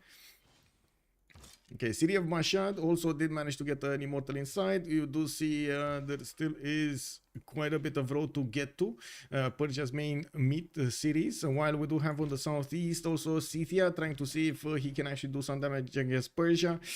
My OCD is going crazy, so I'm gonna move away from this. We got some swordsmen coming out from Taruga, new horses, and I do notice in the tech side the Homefontaine apprenticeship, while Mongolia is going for his apprenticeship in 5 turns also. Looks like he also needed to retreat from the borders of Newcastle upon Tyne. Right now the horses of Petit Pascal can actually do the counter damage. He needed to invest into a Victor II here promotion, which is going to take away from his other governor titles. It's a bit unfortunate, but it is what it is. Okay, we got 3 horses right now. 4th horse also joining up. It looks like it's going to be harder and harder for Mongolia to punch through. Okay, what's going on here? Looks like they're moving to attack Ray M, but there still is an Immortal from there coming out in 2 turns. And oh, General got pushed back in the city of Hamatana. And right now, Ray M did manage to get quite a victory over here against Persia. Moving back to General will mean no more extra +5, no more extra movement on these units. And Hamatana is going to need to send it back. It will take at least 3 turns to get into the same position he was before. I do see him also getting a wave of builders. I would imagine he's hitting the feudalism timing right about now, and will need to get to his oh, they're actually getting civil service at the same time. His recorded history in 1. Wait, he already has civil service? What? No he doesn't. Anyway, this is what it is. 49 production with God of the Sea. Yeah, Adam lost his archer. Which archer? There was an archer here. Oh yeah, there was an archer here on the 1-2. I think this quadrim killed it. Okay, Age of Empire getting a wave of cities out. I do see 1, 2, 3 coming out from his cities, and Mongolia is sending a few horses towards the east side here. Interesting choice to actually go so far away through the lands of England to get somewhere. I would imagine Mongolia might actually want to interact with Ray M and maybe get some pillages on his opponent here. Apology with Montezuma did manage to get the cities on the coast. He's rolling his commercial hub investments. We do have him trying to get Ifadlan, and of course we do have another project coming up next. And while he did choose to go for city parks as an opening strategy, getting those extra amenity points alongside the culture and the science of those tiles, I do see after he built the hanging gardens, he did have a go at pyramids, while of course he needed to stop to get some more projects and try to be competitive here. We do need to see if he's gonna be successfully taking it away from Brazil. Brazil is not making projects, but he does have 18 great merchant points a turn, and Brazil is, wait, is he higher than him? So Brazil is Flores. Flores is, yes, he's top slot. Yes. So Flores is gonna get it. Flores is gonna, wait a second, that seems like a lot of points here. He might have had a project, right? 18 points. Wait, does he have God of War and Plunder? Yes, he does. Yeah, 1, 2, 3, 4 cities. That's still a lot of points. Pingala double? No, Pingala double. It's still here. That must have been a project. That must have been a project. There isn't. I don't think Brazil can actually get enough points. Like this is 1, 2, 3, 4, 4 and 5. Sorry, 4 and 5, 6, 7, and that's it. He should be on 7. No, 8. 8 points because he has a market, so that's 3 per district. He should be on 8 points. Anyway, okay, so I do see some discounts. Campus is coming out international in 2 turns, while Lian keeps puddle jumping all over the place. We do need to keep on watching what's going on in Persia's territory, while of course both Persias are fighting against each other here. We do have Ray M fending off the attacks of Phantom the Engineers slowly but surely. We do have some more immortals from both sides joining the fight, while we still don't have a general here from Ray M. All of the first generals have been taken out. Okay. MacWeD, hello there, sir, and welcome. Okay, some early moves. It looks like they might lose one of his immortals here. We do see Adam is trying to minimize the amount of damage he's doing with the melee attack, so he doesn't lose his own strength, while he will need to get more units to attack into the city of Rey. He's sending horses and more archers through the north, through the backline here of the city of Rey. 8 days to build the ancient walls. It does seem like an eternity when you have so many units bearing down. Well, we managed to get the feudalism builders, and that means he's going to get more chops over here in the city of Hamatana. Well, we do have his opponent kind of running out of chops. He chopped most of everything that he could have chopped. Looking, well, I say most of everything because there are still a few tiles in Tushpa, a few tiles in Mashhad, but they're in his opponent's grasp, so not easy for him to get those. Looking at the other war over here, looks like, oh, whoa, shot chicken. Oh man, did he just triple his amount of units in the turns we went to look at somebody else? Oh my god, shot chicken is going against Newcastle upon Tyne, and we do have the ancient walls getting up in 3 turns. I do see Petit Pascal did give up on the strength of the city center with a horse, with extra strength of a horse inside of it, while he's sending new units from the backline. We do need to see if Shah Chicken is going to manage to acquire a few of these, capture them. Of course, he does have the general, and he does have his +3 Mongol horde ability. That's a +8 over his opponent. That only a -3 is getting out from Victor. Now we do need to also see if he's going to manage to correctly promote those units or move them out of harm's way when the time comes. Looking at the yield stamp here, we did have the difference between the production queues here on between the two Persians actually getting a little bit bigger. 85 on Adam with 26 science and 32 culture, while AM is 63 with 17 and 27. Both of them actually are wait, Adam is getting that with less cities. He's getting that with 4 cities instead of the 5 that Ray M has. And I do have to say, Ray's city, Ray M's city of Ray, might actually be taken out in just 2 turns. Yeah, this city should die actually. So attack, melee attack against that city center with 2 units is going to put it to around 60%, and with another 3 possible attacks next turn, if he does manage to get the first moves, that city should be dead. It's already under siege, so it's not going to heal in between. A Warlord Strong coming up from Mashhad. Unfortunately, Adam could not get the Gavron Plaza placement over here, and I don't think he wants to actually sacrifice units to get it. We do have catapults coming up from Persia, making it much easier to attack into the city of Mashhad, while his immortals are dealing with the opponent's immortals. There still is a line of immortals coming up from his cities here, getting onto the front line. Finally, the general is back on that front line, and we're going to come back to see what's going on to Scythia. Ooh, night attack coming out. Oh my god, and no defense from Passacarde. Is this gonna be a trade? Like, are they gonna trade capitals here. Adam is gonna get the capital of his opponent's Persia, and then Scythia is gonna get his capital. Is this what's gonna happen? Because it looks like it's a train of pain there. Yes, horses against Genghis. What can go wrong? Well, another 4 horses coming up, and I see one lonely swordsman as well. This guy probably feels out of place alongside all of these horses. He's holding his sword, and everybody moves much faster than he does. Okay, that had a promotion, but it didn't, so it is what it is. Did we get another religion here? No, but we still have for the holy site, and it looks like we're starting to roll the turns until we're actually gonna get to see. Woo! Oh. Anyway, that it looks like the trade. Petit Pascal is doing the trades very well. It's trading 1 unit for 1 unit. Actually, 2 units for 1 unit, because Mongolia couldn't get a second one taken down. Okay, what's the other Persia doing? Ray has been taken. Yeah, there we go. Ray has been taken. That sounds yeah. That sounds bad for his opponent. That's one less city that Ray can actually benefit from, and that's a city center, well, that costs him quite a bit of science and culture, down to 14 and 23, while of course he needs to get all of these units outside of his territory here. We do have also Mongolia starting to move from the west. England might actually push into him. Wait, is he? Yeah, England might. Oh my god, wait, is this red coat? Guys, this is red coat territory. So if Adam doesn't finish the job, the redcoats certainly will finish the job. There's no way to defend the redcoats when you don't really have the science for it. Does Vicky know the sea is connected? Yes. This one? Yes. Or wait, are you talking about this one?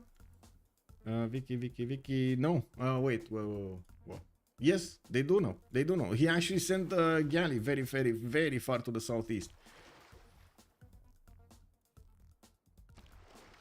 But he doesn't know about this. He doesn't know how this looks. He doesn't know he's in a... He's probably gonna figure it out when he's gonna see a galley from the other England. But right now he doesn't know. Okay, quite a few more horses from Chica. He's keeping as much as possible Petit Pascal from getting the gold points for his teammates, allowing them, not allowing them to actually get those upgrades. I do have to say that DShark economy does look good right now. We do have Mongolia sending quite a few more units to the east, including a general. So that means he's gonna slow down his attack, not replace these units that are attacking against England, and gonna switch targets towards Ray M to try to finish the job. If of course there's gonna be a secondary army, even if it is a one choke point that they need to go through for Ray M to actually defend, it might actually break his back here. And we do have to see also Adam, yeah, correctly promoting his units. Oh my god, this damage, man, this damage from the Immortals is so big. It's Immortals versus Immortals, but it's 54 Immortals against 50 Immortals. Military Alliance now activated from both sides, so that slows it down a little bit. It's 54 against 48, for example. Where's the second wave of units? Because there are quite a few more units here from the other Persia. He just keeps them in the city of Hamatana. Oh, he improved the mine instead of getting the chops. I see what it is. And a Perideza. Wait, is this a 2-3-3-2 Perideza? That's amazing. Anyway, we do have him getting crossbows now. Those are going to be quite strong to push into his opponent. And he still does not pay any attention to the east. This is where he might actually... how to say, this is where he might actually fall, because Pasakarde just doesn't have the defense where it needs to be. And yes, I know it is kind of counterintuitive to say that the best defense is on these how to say, marsh tiles, because you do get the penalty from bad terrain. But at the same time, again, like I said, it's more about how strong, how many hits you can actually do against a single unit, and how many units can actually hit you. Unless he's gonna have overwhelming damage, if you can withstand 2 attacks at least from your opponent, or ideally you need to withstand 3 attacks from your opponent, and that's not gonna be easy to push at all. Yeah, so we will see a naval war, maybe. McAllen also, good evening, sir. During this wartime, Vicky and Brazil are simming. Yeah, I mean, to be honest, it doesn't really seem that shining, as in exploding. We do have a Petit Pascal that keeps on getting points, but he's starting to run out of units. He did manage to get the walls in Newcastle upon time, of course, just in time for the stirrups to get in. Home Fontaine is 2 turns away from stirrups on his side, and on the other side, we do have Genghis Khan 9 turns away from stirrups. So it's going to be quite a bit of time for him to get there. Now we do also see Mongolia did get at least 1 horse into the cities in the south, while Petit Pascal could actually chop one of his spearmen. He's probably wanting to get pikemen over here as quickly as possible with the damage, enough damage to withstand Mongolia's horse attack. We're going to see if the K-Shakes coming are gonna help him or not. Okay. Let's see era score. We got 7 more turns. It looks like Home Fontaine is gonna get his golden. Petit Pascal still dark, needs 12 points. Ray M is on 11 points remaining. Or wait, no. Oh yeah, he's 11 points remaining. Apology needs 6 more points to be in a golden age. You Died for Science needs 13. A Shot Chicken needs 11. Or did he secure it? He secured his golden. Woo woo! Shot Chicken secured his golden age. I still am so curious what happened here, like how did he miss actually his first golden.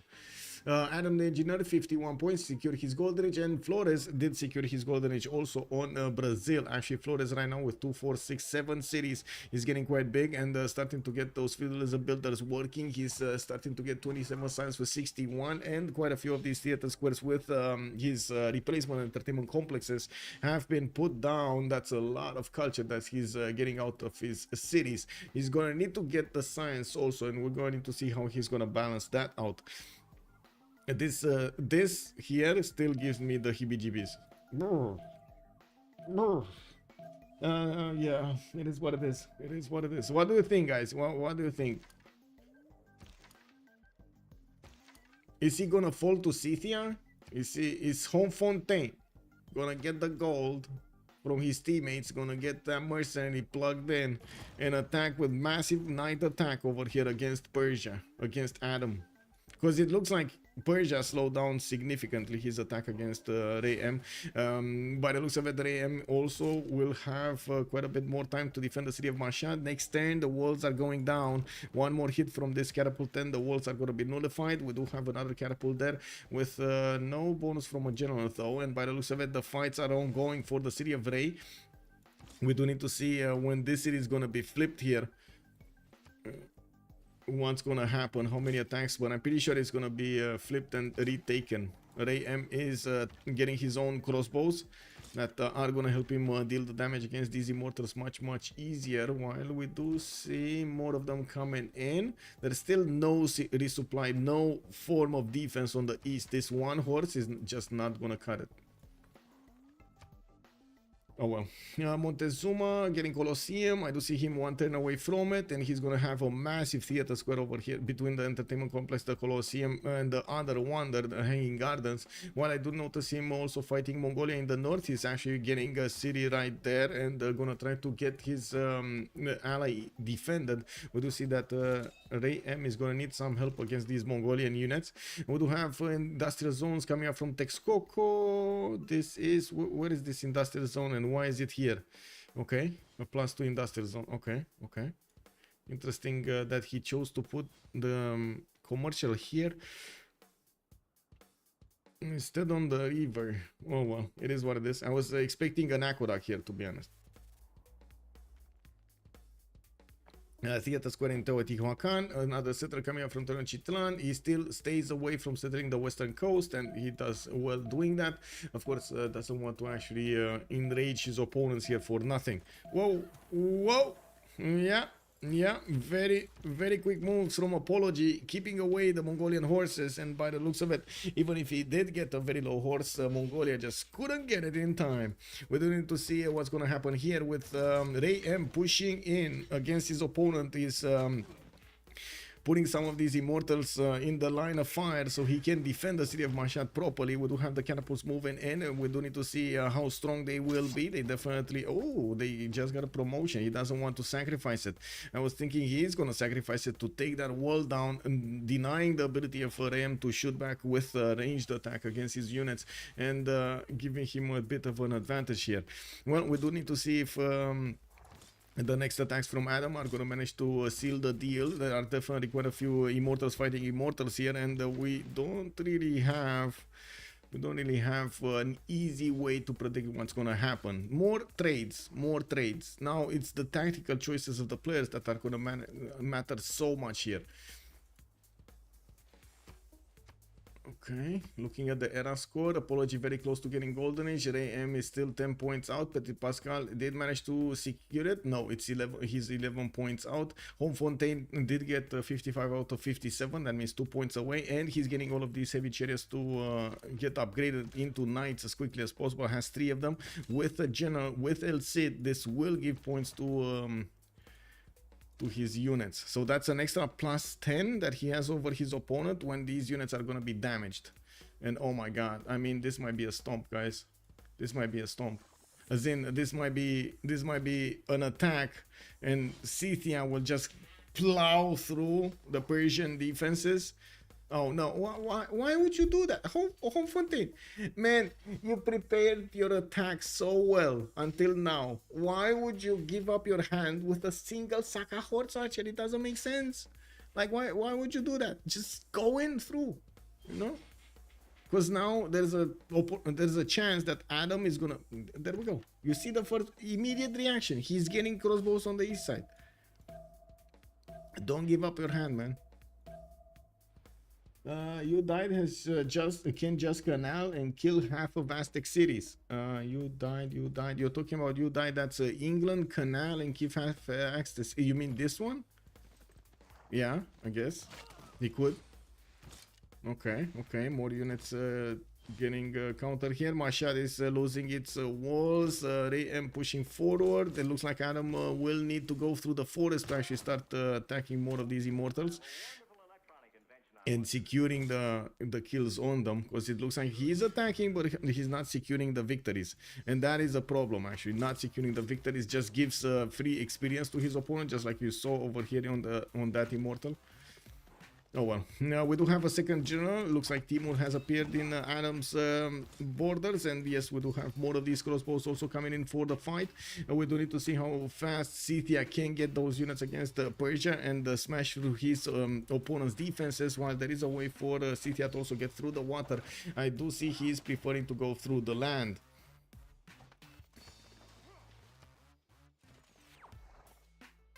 Okay. Looks like attack from Mongolia did not manage to go through against Newcastle upon Tyne. We still have England over here defending himself. Mercenaries in 2 turns, and I'm pretty sure he shouldn't be far away from getting his pikemen. We will see all of these spearmen getting their upgrades, and that will help him do the damage or withstand the damage from the horses. While Mongolia, I do notice he's trying to get a few new pillages. He's also getting the vision over what Petit Pascal is doing here. We gotta pause. Emergency. Woo. Yeah. Emergency.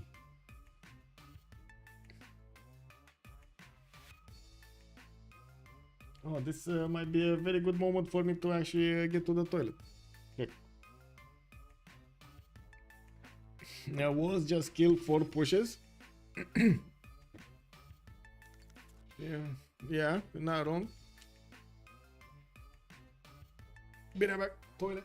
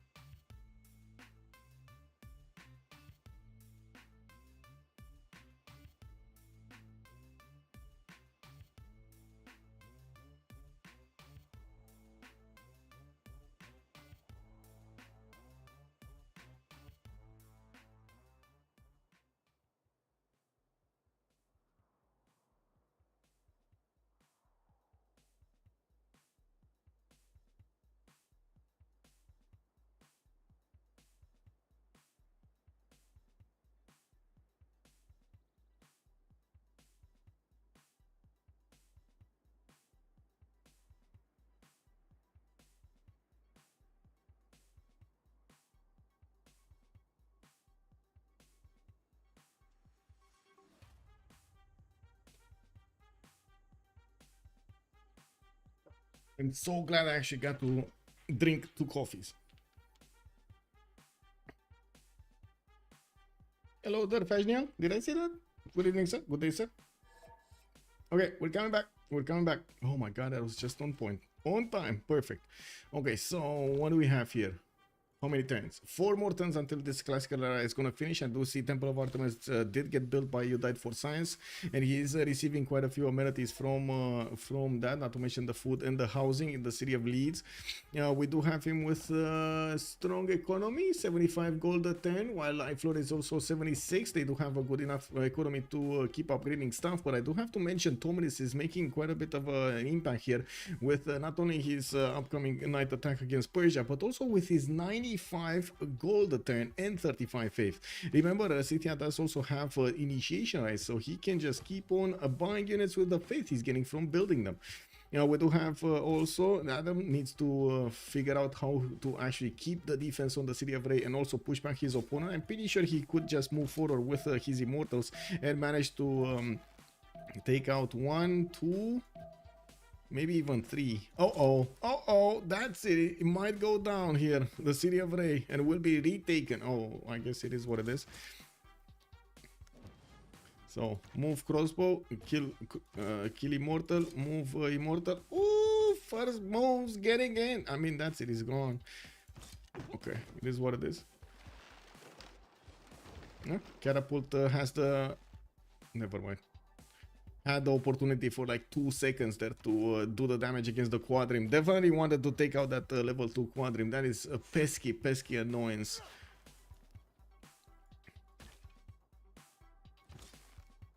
Okay, did he lose the movement? Oh, he moved the immortal without the general. That's I mean, this is not the correct general anyway. His general for immortals is actually here towards the west.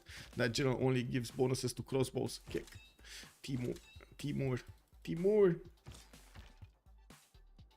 This is what it is. Anyway, on the other side, let's actually see. Mongolia. Whoa! Wait, does he have a cat? Oh, wait a second. Wait, did he get a cat or bonuses or what? No? Oh, he has a trebuchet. Never mind. He got the. Okay, I see how he actually got that city. So this city looks like it's gonna be dead. With the trebuchet doing the damage and having multiple units to also follow up attack, that city kind of looks dead. And also, of course, it does seem like he already has managed to pillage the campus. And by the looks of it, he's getting a new units on the front line. This time around, starting to get his Kesheks out. He sent quite a few units to the east to try to disturb Aztec, and by the looks of it, got at least 1 through the choke point towards Persia. We do need to see if that's actually going to give him an advantage here, having the ability to maybe snatch a few builders or pillage a few missionaries. Why not?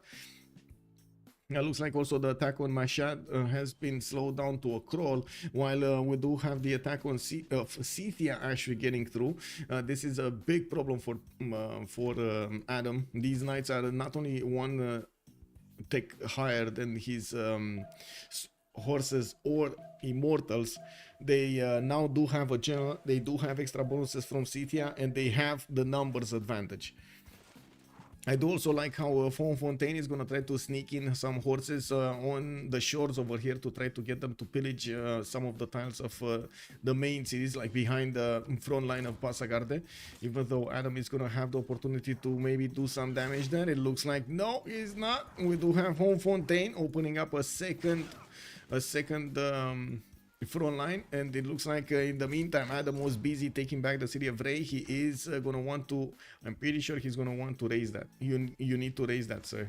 You really need to raise that. Like at this point, it looks like you're not gonna push Persia anymore. You might lose your capital. You need to do the damage. You need to raise that city. Anyway, we do have Fontaine with the ability to attack the city center next turn with at least 4 units if he does shift enter, and this is going to be quite damaging. And definitely Adam needs to get the positioning on these Peridesas to stop any kind of triple attack or quadruple attack against the city center, because that city is going to be gone. If that city is going to be hit from 4 sides, that city is dead.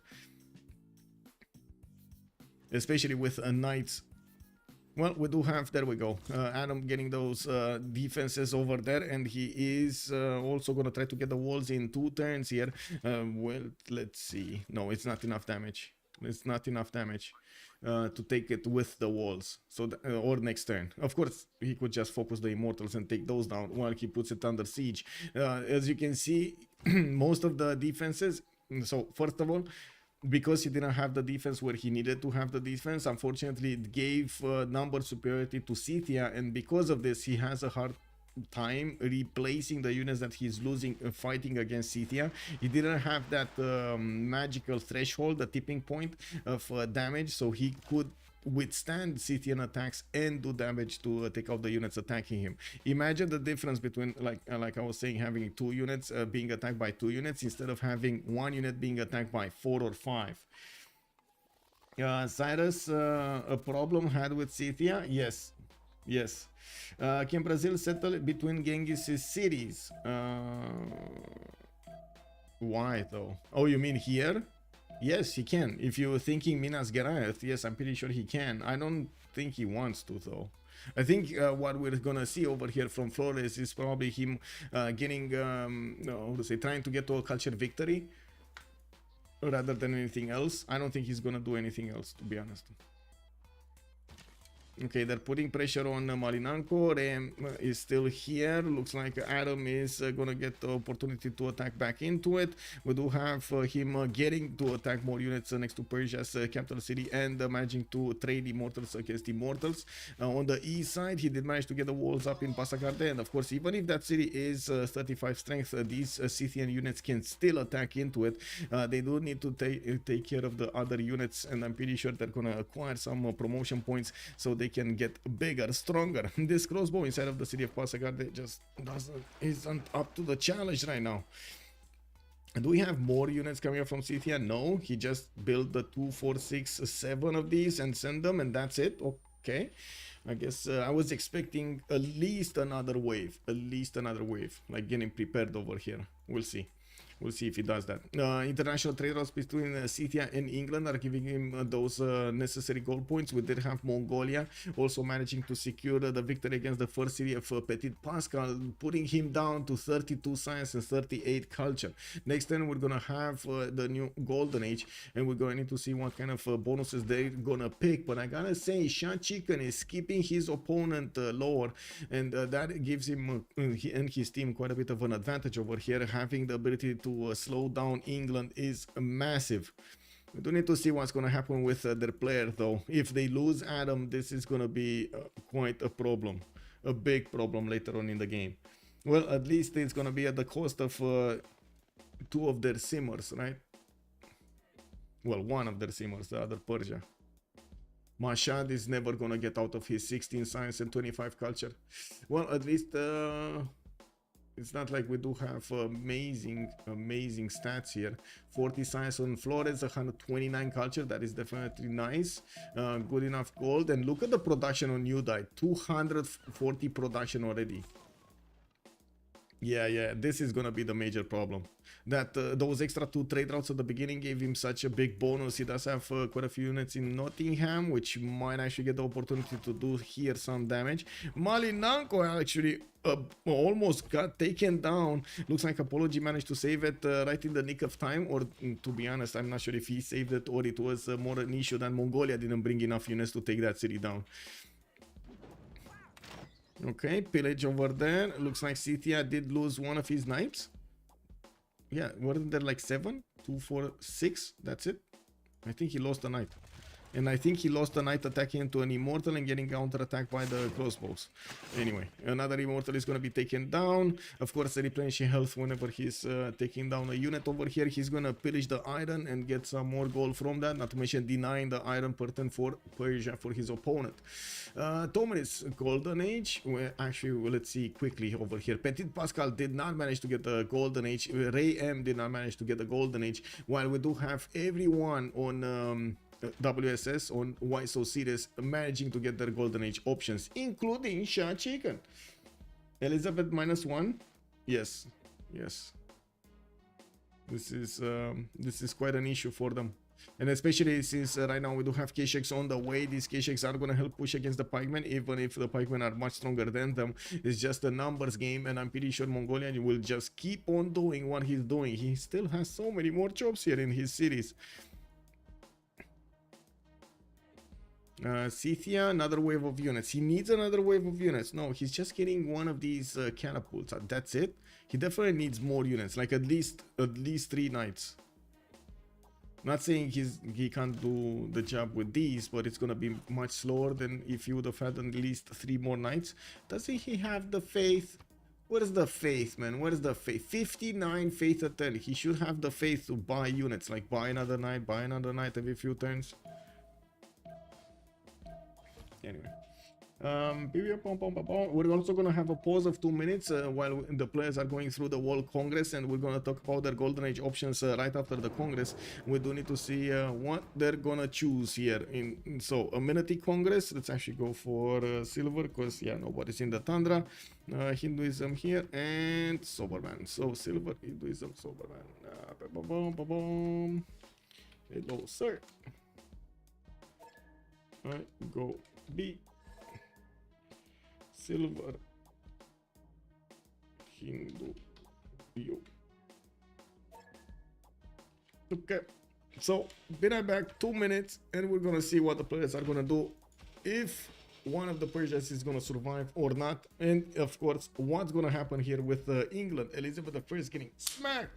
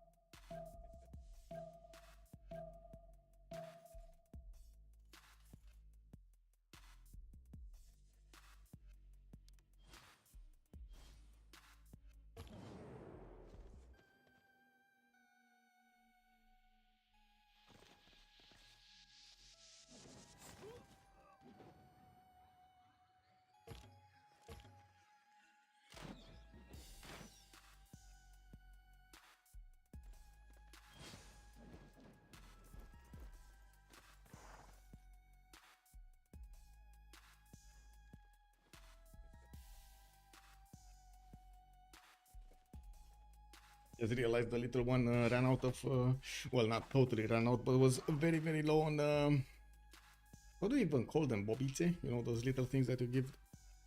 Anyway, let's take a look at the Congress here. We got wine tiles granting no amenities. Looks like Hinduism is gonna get to condemn stuff, and the chosen player gaining 2 diplo points is gonna be You Died for Science, which at the moment I don't think he actually has a holy site anywhere, or the ability to go for Mahabodhi Temple, but I'm pretty sure he can get Statue of Liberty later on, and it is much better for him to actually have that bonus than the other way around. We do have a settler coming up in 3 turns from Manchester, and this and another one from Plymouth. I'm actually very, very curious if he's gonna want to get the connection city to smash through the cities of Aztec with catapults. We will have also Adam fighting Ray M, while Ray M kept on pushing him back. It looks like there aren't that many more units coming to resupply that front line, while on the right side he's losing quite a few of them. Wait, another knight has been taken down. It's only 3 knights remaining here. The knight from the Iron Tile got taken down. Okay, this one actually, this crossbow has the volley promotion. I see another one will probably die, another two will probably die next turn, but most of the mines have been pillaged. That's a pretty poke thing for Scythia. I'm still surprised he's not getting to buy more units with faith, and with his 576 faith he should be able to buy at least 2 knights here from Komstromskaya and send them right now against his opponent instead of waiting for more turns, more of those units hard built. And we do have Mongolia also getting to a stalemate against Petit Pascal. They're just trading HP over here between them, and of course experience points until these Kesheks are gonna get into the front line. They do need to get into sufficiently big enough numbers.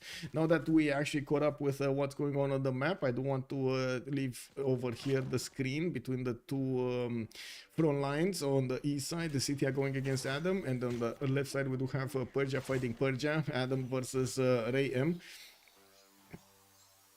I mean, this attack is over.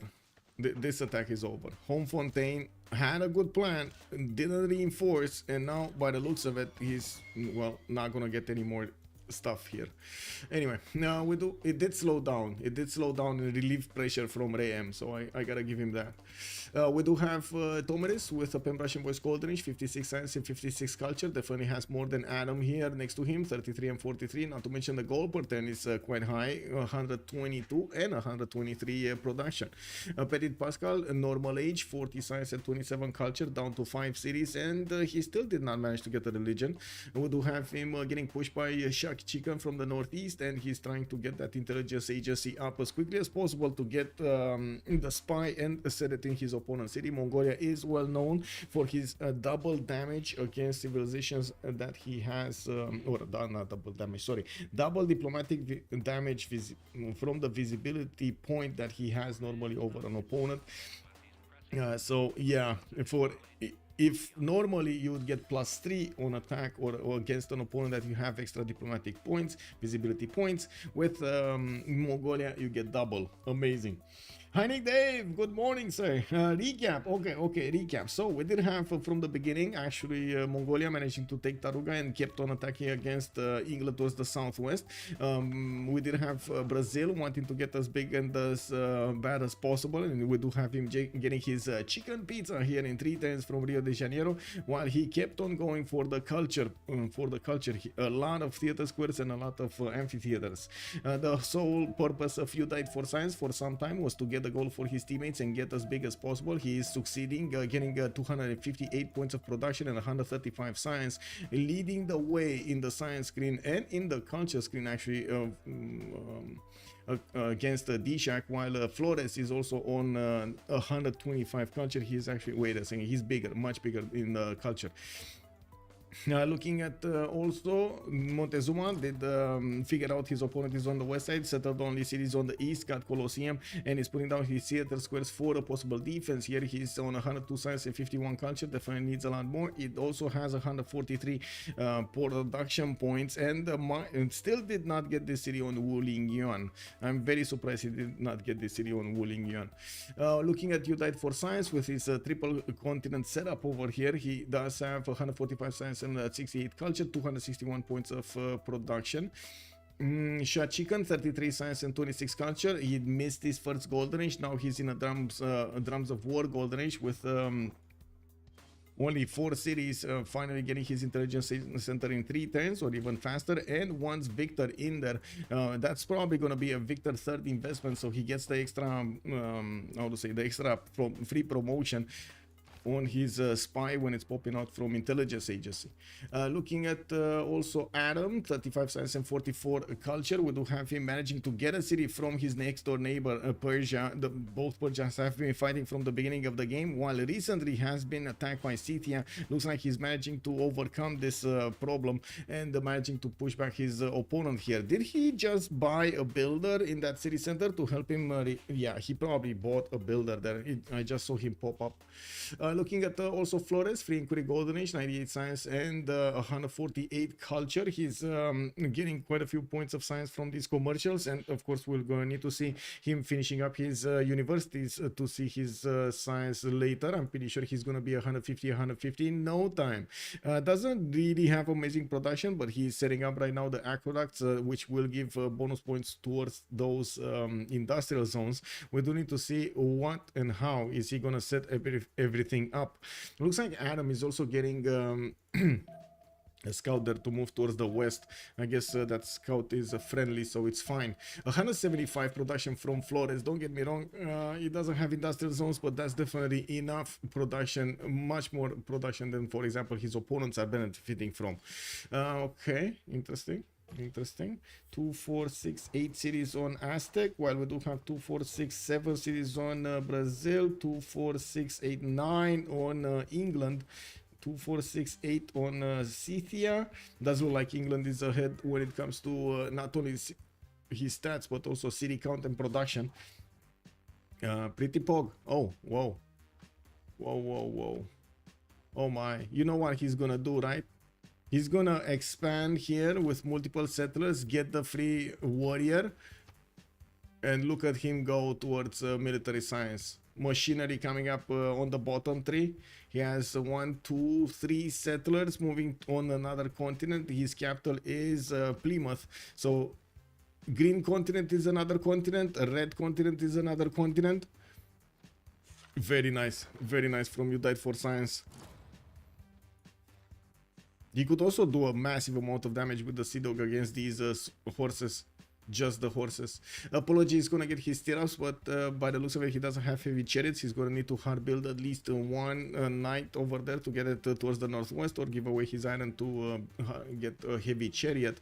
I do notice Persia ran out of steam.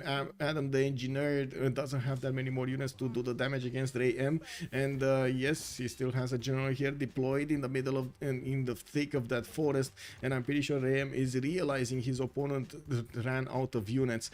Because Adam needed to keep reinforcing the east to push back Scythia, the front line on the west side suffered a lot, and that gave enough time to Ray M to come back into this.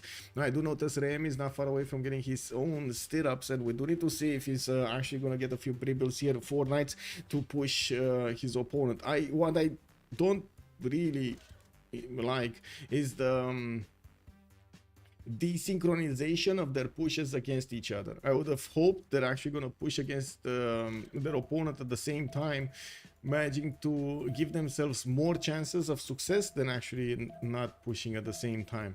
Anyway, Scythia over here did not follow up the attack against Pasacarte. He is free to sim some more. 78 science with 65 culture, while he's getting a few new builders. Even if he did not secure the victory over Persia right now, there is still time in the game for him to do so, and we're going to need to see him benefit a lot more from his stronger units. Well, then Adam is going to get stronger units, mostly because of the extra science that Scythia is making and discovering right now. With 3 campuses coming out in the next 3 turns, I'm pretty sure the science is going to go much faster higher than Cyrus is benefiting. Multiple trade routes also. I'm pretty sure we might actually see research alliance between him and England. England definitely needs every little bit of science that he can get his hands on, and with 49 science and 28 culture, he might get to pike and shots actually in a good enough time. That's his only defense, right? Pike and shots. If he gets to pike and shots, construction in 1, medieval fairs in 1, gonna need that printing. And to see him getting intelligence agency in 3 for a free spy, but already we do have Mongolia with 1 spy and another one coming up in 3 turns, getting chopped here as quickly as possible. Multiple Kesheks coming around, and yes, he's going to need the second level if he wants to double those points. Hey, good man, Rafifi. Hello there, sir, and welcome. Nico19 also, hello there, sir, and welcome. It looks like WSS will join Division 1. There's a very good chance. Also, Pretty Fowls, hello there, sir. Why Archer unit has such a stupid icon? Wait, what's stupid about the icon? Wait. This one? It's an Archer. It's an what do you call it? The bow, right?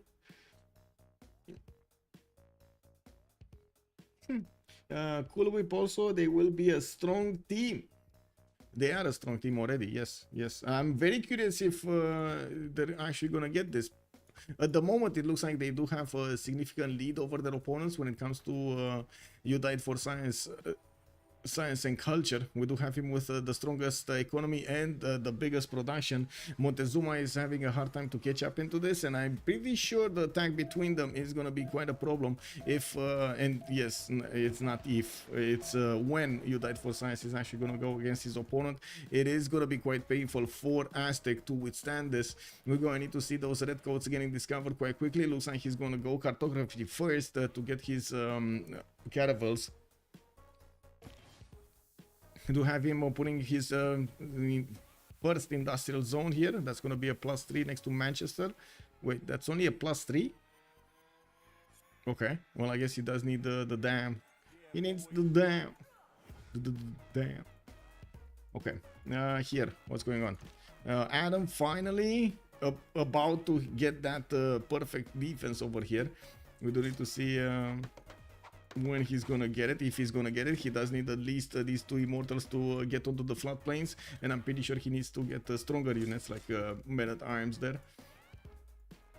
Cynthia did not choose to follow up. We still have him getting his libraries and getting that extra science going. He's gonna get over 100 science quite quickly, and we'll need to see how his follow-up attack is gonna look like. I would imagine Cuirassiers later on and field cannons that will certainly defeat Persia here without that many options to defend himself. Foreign Ministry also getting ready in Brazil cities. He did manage to finish the Chicken Itza, getting an extra point of production and culture on each of these rainforest tiles. You can see how strong they are right now, but he definitely needs to get to that ability to get how to say, the sawmills inside there. Now, Forbidden City also getting built in Curitiba in 10 turns. That's actually quite slow. He does have 125 science and 159 culture, so not that far away from the 150 we were talking about earlier. 212 points of production here, and definitely higher than his opponents. We do have some carnivals also started up as special projects, and we do need to follow up what's going on in English territory. You Died for Science is sending his warriors in the water, and I'm pretty sure he's going to need to hard build a few of them. Usually you do want to get at least 7 to 10 units if you want to do an attack. That's usually the magical numbers that does allow you to trade units and keep on punching through until you hit the city, your opponent's city. Was this gonna be a massive? Oh my god, wait, Aztec lost a unit? Aztec lost a unit to a Sea Dog?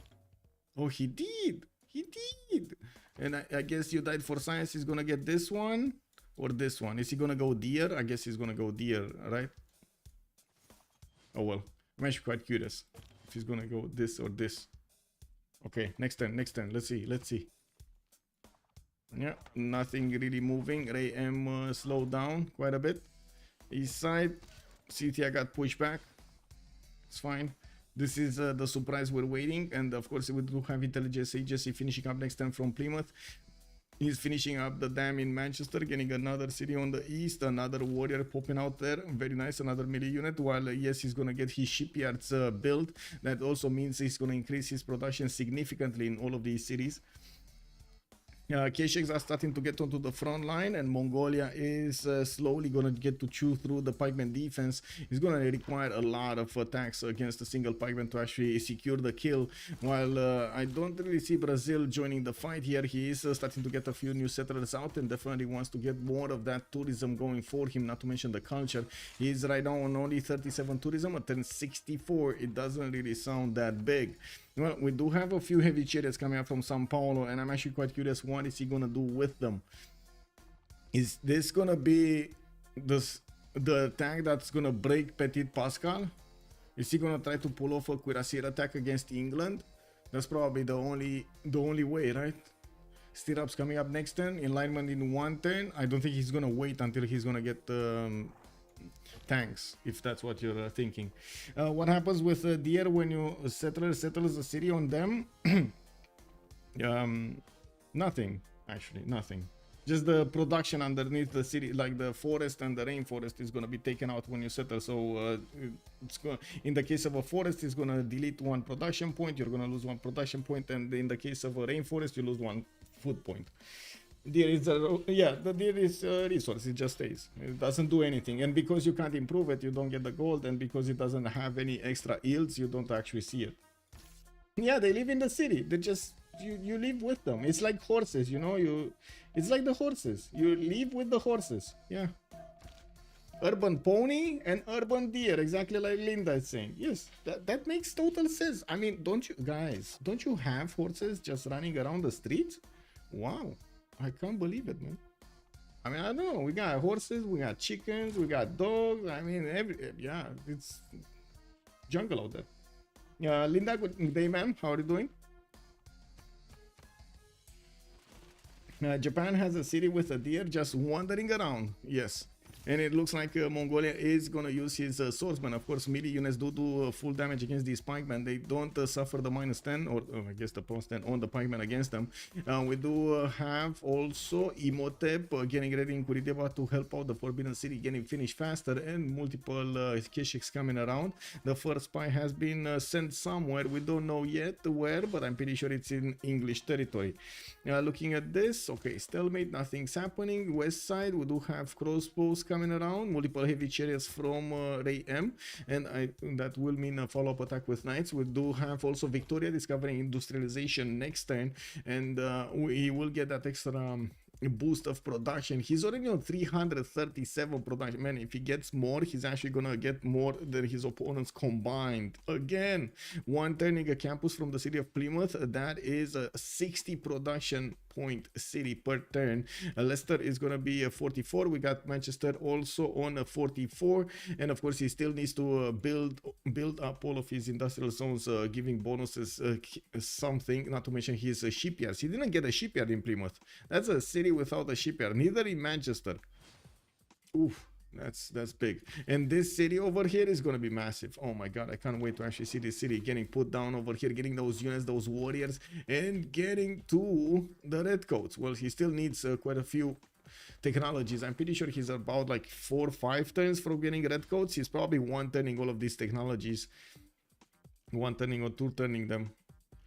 Okay, he got machinery. I don't know if he got castles. Does he have castles? No. Okay, so okay, that's a man-at-arm, easy peasy, going against his opponent. He's gonna need to get castles, and okay, roll the card. Oh man. Okay, how many technologies? So that's without taking into account that one. 1, 2, 3, 4 technologies. Okay, that's now 6 turns from now. 6 turns from now, 6, 7 turns from now, You Died for Science is gonna have the red coat technology going against Apology. Siege tactics coming up in 1 turn. It looks like Apology will need to get a few pre-builds if he wants to defend himself. He's getting men-at-arms in the south. He was preparing to go against Kumasi and try to hit Flores from the east. That would definitely be a strong opportunity for him to go against his opponent, while Flores, by the looks of it, is unaware of this, or at least not putting that much faith into that attack. Okay, nothing's happening here. We do have Mongolia still getting his units towards the southwest, and now he started chewing really good against these pikemen, with Mongolia's Keshiks doing significant damage. The swordsman follow-up attack does finish the job, and we do need to see when these, oh my god, the Keshiks just take out these crossbows like they're nothing. Nothing muffin. +6 intel on opponent's movements. He did activate his level 1 spy in Sunderland, and since he did manage to get another one, he's gonna send it to one of these cities, make a mission, and get a double, get the level 2 in there. Looks like some horses in the south did manage to get behind enemy lines here in the city of Hull, able to take down one of the crossbows of England and pillage a mine. Unfortunately, it's gonna be hard to actually get past that city of Hull, and it's not like he has enough strength with the horse to attack into the city center and secure a victory. Red coats, woo! Yeah. I hope they have a preserve for them or safe passage over the roads. I hope they won't get hit by yeah. I hope so too.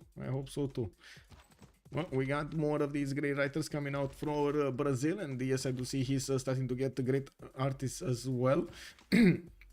He's finishing up a canal in the city of Brasilia, which will give him the opportunity to get his Minas Gerais on the east side, at least a few of them, to try to help defend against Aztec, for example. In the south, it's going to matter quite a bit.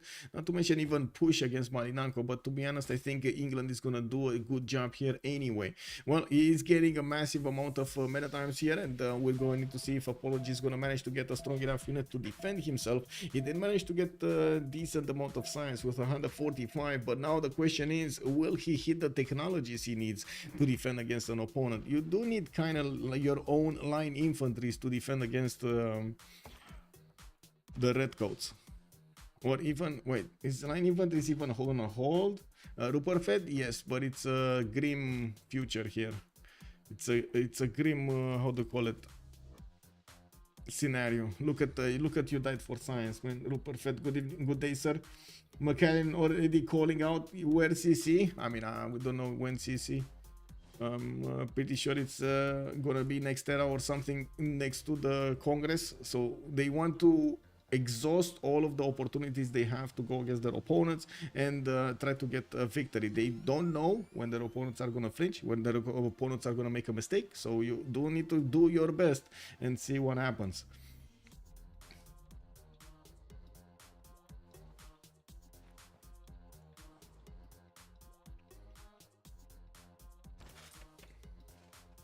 Okay, so many more Kesheks coming out from Shot Chicken. He did not move yet, so we're probably gonna see. No, he did move actually and took out one of the units, lost one of his swordsmen also.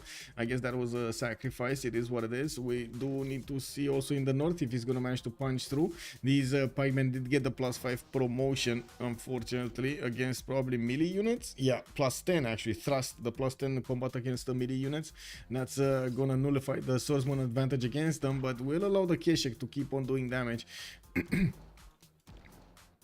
The CC when Aztec is dying, yes, that's also a strong possibility. If you died for science, can actually push this attack against Apology and delete his neighbor. That is gonna be a massive blow to the whole DShark team. They won't be able to come out of that with Petit Pascal already getting attacked and massively I would say pushed over here by Mongolia. We did have Scythia not managing to take out Persia, Adam the engineer, and Adam is getting a massive wave of crossbows to try to counter any kind of push from Persia from the west side.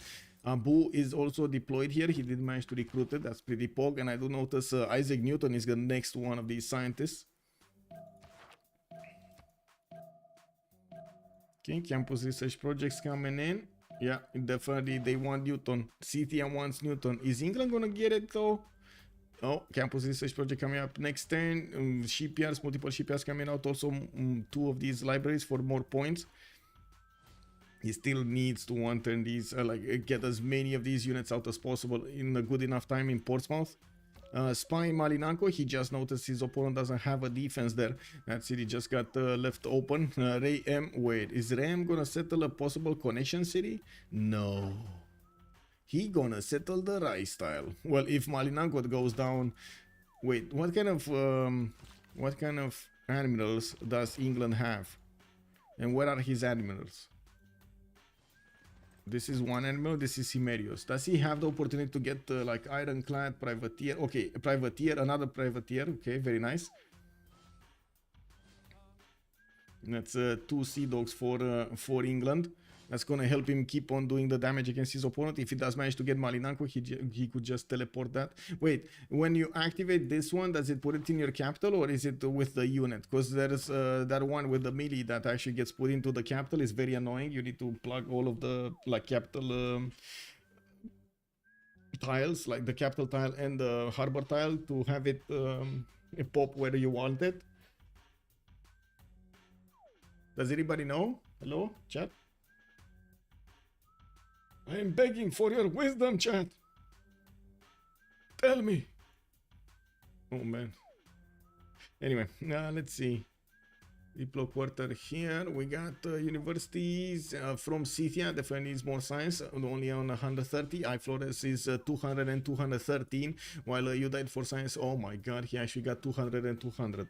Yeah, that is a big issue here for Aztec. Very big issue. The majority of his units are going towards Kumasi, where there is Brazilian money being put in there. We do have Flores with 261 production versus Apologies 185. I do have to point out, you gotta take into account also the production boost that Aztec does have towards melee units, and that is why he's actually getting these meta times a little bit slower than their counterparts, the Corsairs, but still quite good. What was the question, Haley? Hello there, sir. It makes the unit in the highest pop city, not necessarily the capital. Okay, the highest pop city. So if you pop specifically, I'm talking specifically about Himerios, right? When you pop Himerios and you get that privateer, where does it pop? Is it instantly changing the Great Admiral into a privateer, or like the melee one, it goes into the cities, the highest pop cities, as Linda is saying? Well, the highest pop city, as Linda is saying. I only got it to pop into my capital, so I don't know if it's the highest pop city or not. I'm pretty sure amenities work with the highest pop city. Needs to put a unit in the city center and harbor for every city that is higher or equal pop. I see, that makes sense, yeah. Instant change, Harry. Okay, thank you, that makes sense. Instant change. So he could just pop this admiral, boom, get this Persian warrior out of the way. Yeah. Very nice, very nice. Rayem is getting another. Whoa! Getting attacked by Persia, by his opponent. Abu is getting in to help out a little bit with the defense. Heavy chariots are also coming out from multiple cities of Persia. They do have the gold economy to upgrade them when they want to. And Adam is not giving up. Pushing up, winning against the Scythian units from the east side. He kept on pushing Persia, got a city from him. He's not done yet. He wants some more. Looking at the Montezuma here, he's going to get pushed by men-at-arms, and by the looks of it, he's still not deploying enough units to Malinanco to fend off on a possible attack from England. Maybe he thinks this is all for fun and games. Maybe he thinks Portsmouth is there to trade. Yeah, I mean, I could definitely see that happening. Just need to block the cap harbor tile for Hanos. Source I've done it tons of times. Okay. Yeah. Okay. Just the cap harbor tiles, right? Yeah.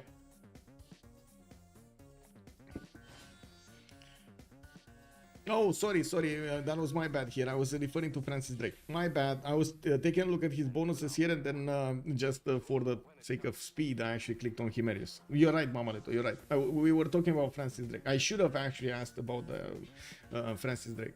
Yeah.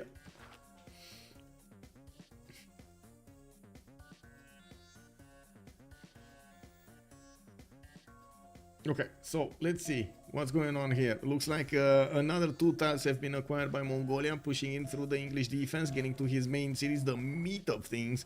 About to put the city of Preston under siege. Even if Victor is in there, he's gonna be held hostage.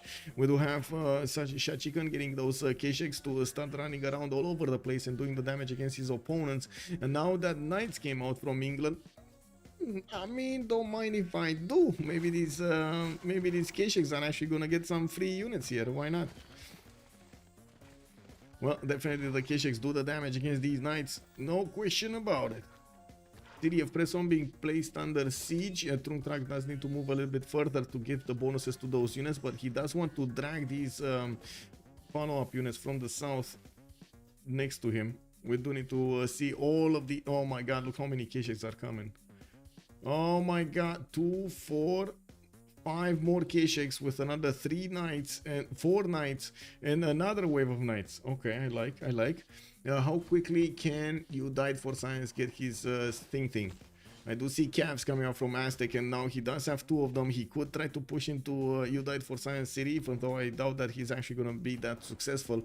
We did have Francis come in here. Wait, did he? No, he still didn't get Francis. No Francis, man, no Francis. Oh my god. Is it just me that's when I hear Francis, I'm thinking of that guy from Deadpool? Did you guys watch Deadpool? You know that guy that was like trying to bring the special powers of Deadpool out to light. Rip Elizabeth? Yeah, Elizabeth is slowly dying. With the trebuchet doing the damage against Preston, the lack of ability of the city to get under siege, it looks like it should die in the next few turns here. The ancient walls are getting built in 4. That should not be enough time.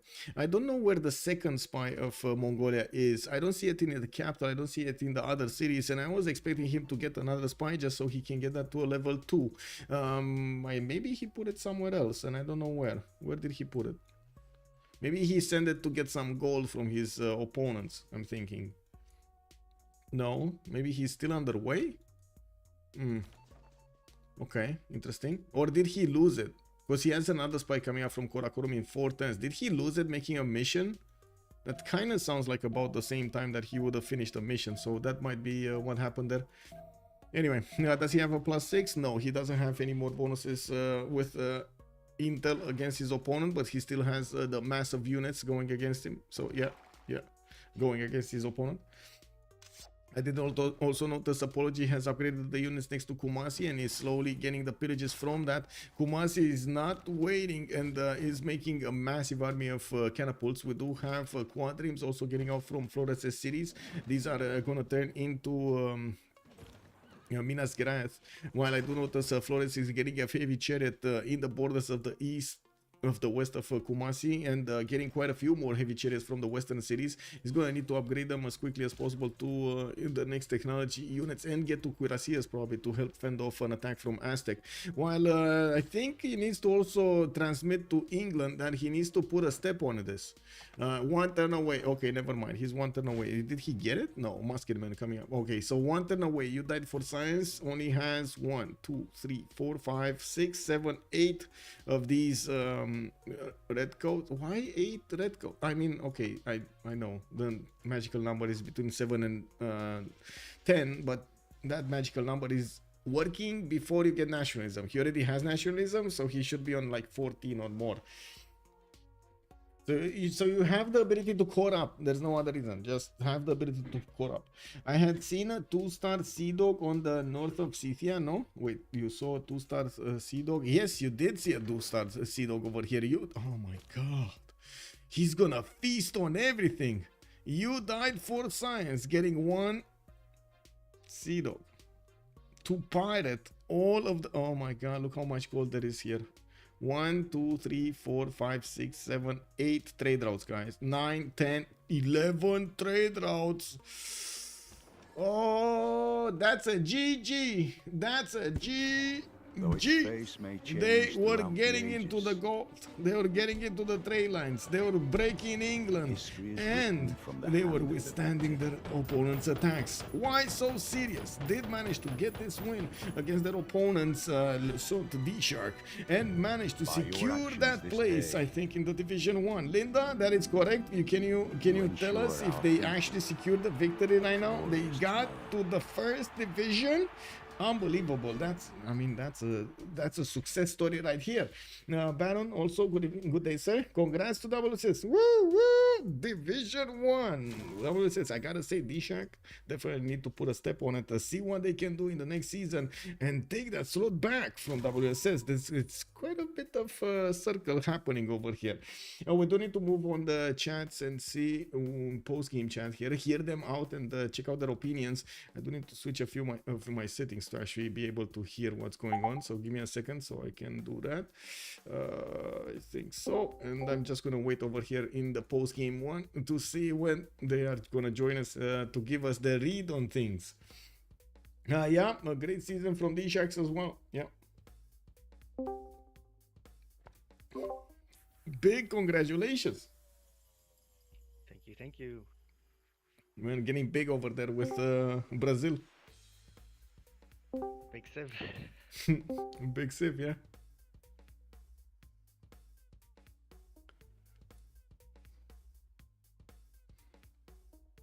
I have so many questions for the Sharks. But first, I guess, Adam.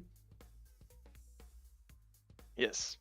How does it feel to be left alone to actually attack 1 versus 1 an opponent in a 2 versus 1 situation. Yeah, I had the Civ4, it was good. Yeah. Do you think you would have handled the Scythia also on the east if they would have pushed at the same time? I knew they were probably low on strategic, so but it was a CPL choke. I didn't think I was ready for it, but I didn't think he was going to come for me early. Yeah, I saw you're not putting any units there. He kind of gave up his hand. If he didn't show you that Saka, you'd have never put a unit there. No. I saw that he killed Cardiff, so it's coming eventually. Okay, makes sense. I was thinking, why didn't you choose the march tiles as a defense, the 2-tile choke with the 3 tiles behind it to get the attack on any unit attacking into you? Against City? Yes, on the east. I didn't want to. I wanted all of the early units to go towards Sarsa or Persia as much as I could, so I didn't want to extend myself. Yeah, that general pushback was kind of a problem. Yes, it was unfortunate, and the quadrireme was also pretty good. Oh my, it's so annoying, man. Yes. Yeah. And then he also went defender, so yeah. Yeah, that was questionable though. Would you have done that? As in, I definitely want to ask him, why did he open up holy sites in front of you? It wasn't general better. I didn't see that he had holy sites until he got defender. So yeah. Did you guys? GG, well played. Oh, the man. We can actually ask Rayem. We were just talking about the skirmish you had against Adam, and we were wanting to know the answers about, for example, the holy site opening at the beginning. Right. It is I haven't arbor in this town, so I just build the holy site +3 and the ref is really good in my position. Just we don't see Cyrus so close when I put the holy site. Yeah. If Oh I man, before. that city in between you and your opponent. That Yeah, 2-4 city. Oh my, yeah. and very good craftsmanship. Yep. Good person. So.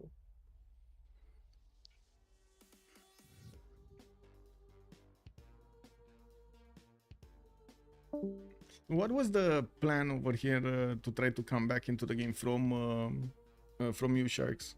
Because on the other side, we kind of know what they were trying to do, that red coat push and culture on Brazil.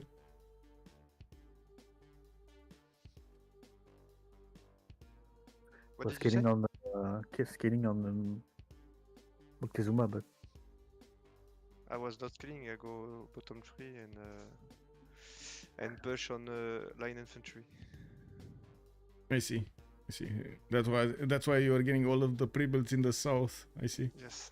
Yeah, but then England was came. to kill Kumazi and go on Brazil, but game was pretty doomed at this point. Yeah. Do you think you could have approached it differently to get a victory? You mean me as Aztec or general? Yeah, in general, like the whole play out of the team. I don't know.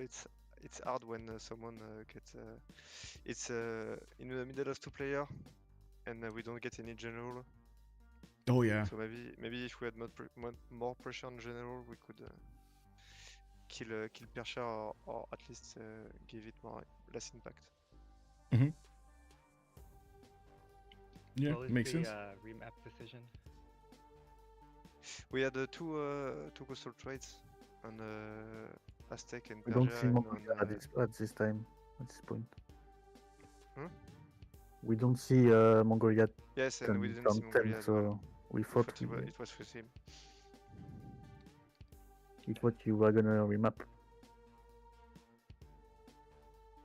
Yeah, Oh, because of Persia in between two of you. Yeah. Yes. Yeah. Vicky Yeah, had it's- min distance triple split. Yes, we saw that, but a bit too late. Persia's great to be alone. That's not the worst position. Yeah, true. You're an internal soul game anyway. Yeah, and Vicky or Brazil would have been way worse in that position. Anyway, GG for the game. See Yep. you. GG, well see played. You soon. And congratulations for getting to D1, right? This is it? This was it? Yeah. GG, Thank Petit. you. Yeah. Thank you. Thank you. Have a great night. Thanks for casting. Good Thank night. you. Thank you for letting me. Bye bye. So let's. I want to finish this stream, and I do want to ask afterwards, of course, if we do have any game started up, or maybe we get another stream, or maybe we get to play. There are quite a few ones in the FFA 2, 4, 6, 8, 10. That's a finish. That's a full FFA. We're going to need to wait for probably the next one. If I do have, yeah, I'm pretty sure if we do have a game in the next few hours, I do want to actually get another stream going. If not, we're gonna see each other tomorrow. We do have tomorrow the Civ race started up with its 3rd edition, and this time around we're gonna have a domination victory. I did hear the details are slowly getting in there. So let's see. Infos, we do have Hazagi, Neolaf, Darlapinu, Sandro, and Alexis Scrimp, +1 spot, which we do not know yet. And I will be streaming with Malm. We're gonna have all of them actually streaming, and we're gonna follow their streams to see what's going on each of them, getting the ability to move and zoom in, zoom out over there between the streams to see how they're faring in the game. Thank you so much for everything. Much appreciated for the follows, for the subs, for the bits, for the support of the stream. And I do hope you're also gonna enjoy the content over there on YouTube, throwing the thumbs up, and of course leaving a comment down below. Don't forget to subscribe to the channel, and let's see each other in the next one. My schedule is on Discord, on Twitch, and I do get some announcements over there on YouTube, but mainly on Discord you're gonna find the latest information of the upcoming streams. Thank you so much for everything. Let's see each other in a few hours, or we see each other tomorrow, and have a great weekend with some Civilization 6 content. Bye bye bye.